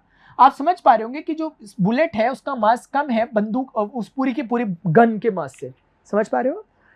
तो ऑल्दो दोनों के फोर्सेस के अमाउंट सेम होंगे। कौन से फोर्सेस? जो बुलेट ने आगे की तरफ एक फोर्स लगाया है, उसका रिवर्स जो फोर्स मिलेगा वो गन को मिलेगा, ठीक है। यानी कि हम कह सकते हैं कि दोनों फोर्सेस इक्वल इन मैग्नीट्यूड है बट ऑपोजिट इन डायरेक्शन है, लेकिन स्टिल F1 और F2 बराबर होने के बावजूद भी पहले वाले का मास इतना है और एक्सेलरेशन अगर इतना मान लूं, और दूसरे वाले का मास इतना है, एक्सेलरेशन अगर इतना मान लूं, तो आप यहां से समझ सकते हो कि M अपॉन कैपिटल M बराबर A2 अपॉन A1 टाइप का कुछ निकलेगा। समझाने वाली बात बोल रहा हूं। वहां से अगर आप देखोगे कि अगर आप समझ पा रहे हो तो समझो इस चीज को, थोड़ा सा मैथ्स लग रहा है, मतलब ऐसा भारी मैथ्स भी नहीं है, लेकिन ये क्या समझ में आ रहा है कि अगर M को इसके नीचे डाल दूंगा तो वहां 1 बच जाएगा, क्योंकि M 1 से मल्टीप्लाई होकर वापस वही बन जाएगा। तो M बाई M हमें समझ में आ रहा है लेस देन 1 है, तो ये चीज लेस देन 1 है, और M बाई M हमारे अकॉर्डिंग कौन है? A2 by A1। तो A2 बाई A1 है और वो लेस देन 1 है, और इसका मतलब ये समझ में आ रहा है कि A2 is less than A1 है। अब इसे एक बार वो कर लेते हैं, फाइनल कर लेते हैं हमने बोला क्या। असल में A2 कौन है? A2 जो बड़ा वाला जो गन है, गन का एक्सेलरेशन है, जो रिकॉइल कर रही है ना, रिकॉइलिंग एक्सेलरेशन है। यहां पर क्या समझ में आ रहा है कि जो रिकॉइलिंग एक्सेलरेशन है वो काफी कम होता है बुलेट के एक्सेलरेशन से। समझ रहे हो यहाँ मेरी बात को? मैंने क्या कहा, बुलेट तो बहुत हाई एक्सेलरेशन से जाती है ना, तो उतने ही हाई से नहीं आती बंदूक भी पीछे की तरफ, उतने ही हाई से आएगी। कैसे पकड़ पाओगे आप इतनी तेज रफ्तार को? नहीं पकड़ पाओगे ना, इतना तेज एक्सेलरेशन नहीं होता। कारण क्या है? क्योंकि जो गन है जिसमें रिकॉइल महसूस हो रहा है, उसका मास क्या है? उसका मास ज्यादा है, जिसके कारण एक्सेलरेशन कम हो रहा है। क्यों? क्योंकि उसे फोर्स को बराबर करवाना है, तभी तो वो बराबर हो पाएंगे। शायद अभी समझोगे, एक बार दोबारा से रिपीट करके सुनना है इसे। मैंने क्या कहा, थोड़ा एक अच्छा एग्जांपल था ये, मैं दोबारा बोलूं उसको? दोबारा बोलता हूँ जाते थे। क्या होता है ना कि जब आप बुलेट को फेंकते हो तो बुलेट का एक्सेलरेशन बहुत हाई रहता है। बहुत हाई मतलब बुलेट अपनी स्पीड बहुत तेजी से बदलती है, बहुत तेजी से, ये तो खास बात होती है बुलेट की। लेकिन उतनी तेजी से वो जो गन है ना, वो बैक जो रिकॉइल होती है, वो उतनी तेजी से अपना एक्सेलरेशन शो नहीं करता। इसमें मैं सिर्फ ये बताना चाह रहा हूं कि थर्ड लॉ ऑफ मोशन में फोर्सेस इक्वल होते हैं, लेकिन ये जबरदस्ती नहीं है कि उनके एक्सेलरेशन भी इक्वल हो। जैसे इस केस में एक्सेलरेशन इक्वल नहीं होते, बुलेट का हाई रहता है और गन का काफी कम रहता है। कारण है उनके मासेस अलग अलग होने का। अगर दो ऑब्जेक्ट सेम मास के हैं और वो इंटरेक्ट कर रहे हैं आपस में, तब तो दोनों का एक्सेलरेशन भी सेम होगा क्योंकि उस समय मास सेम थे। लेकिन अनइक्वल मासेस के केस में जिसका मास ज्यादा होता है उसका एक्सेलरेशन कम होता है, और जिसका मास कम होता है उसका एक्सेलरेशन ज्यादा होता है, जैसे बुलेट का। आई होप आपको ये समझ में आया होगा। यही आपका चैप्टर था, ठीक है। That's it for today. इतना ही आपके उसमें माय डियर ये था, जितने टॉपिक्स थे मैंने सारे कवर करा दिए, जो न्यूमेरिकल्स वगैरह थे वो करा दिए। अगर आपको लगता है कि एक्सरसाइज में कुछ क्वेश्चंस दिए हो कराने, तो आप बता सकते हो, नीचे कमेंट सेक्शन में, ठीक है। यहाँ तक आपने देखा है तो यकीनन आपको जरूर समझ में आया होगा। यहाँ तक अगर आपने देखा तो प्लीज़ एक बार नीचे कमेंट सेक्शन में जरूर बताया करो अगर आपने कंप्लीट वीडियो देखा हुआ, ठीक है। क्योंकि ऐसा होता है ना कि ऐसे वीडियो के चलने के चांसेस थोड़े से कम रहते हैं, क्योंकि इन वीडियो में क्या रहता है कि कंप्लीटली पढ़ाया रहता है, इधर उधर की बातें नहीं की रहती है, ऐसे फालतू आप लोगों को पटा के नहीं चलाया जाता। क्योंकि अक्सर ऐसा ही होता है कि बच्चे को यार ये बोलो वो बोलो, वो करो, पता नहीं उटपटांग सी बातें करो, उन चक्कर में आपका टॉपिक रह जाता है। मैं चाहता हूँ वो सब करना, लेकिन टॉपिक की सीरियसनेस मुझे करने नहीं देती कई बार, ठीक है। अब मैं चाहता हूँ थोड़ा सा आपसे बातचीत करूँ, ये करूँ वो करूँ, फिर मैं बोलता हूँ यार इससे अच्छा बैठ के सांस ले लूँ थोड़ा सा। चलते हैं यार अभी के लिए, ठीक है। अभी के लिए स्टूडेंट्स इतना ही, मिलते हैं नेक्स्ट सेशन में। Till then good bye, see you, take care, जय हिंद, बाय बाय।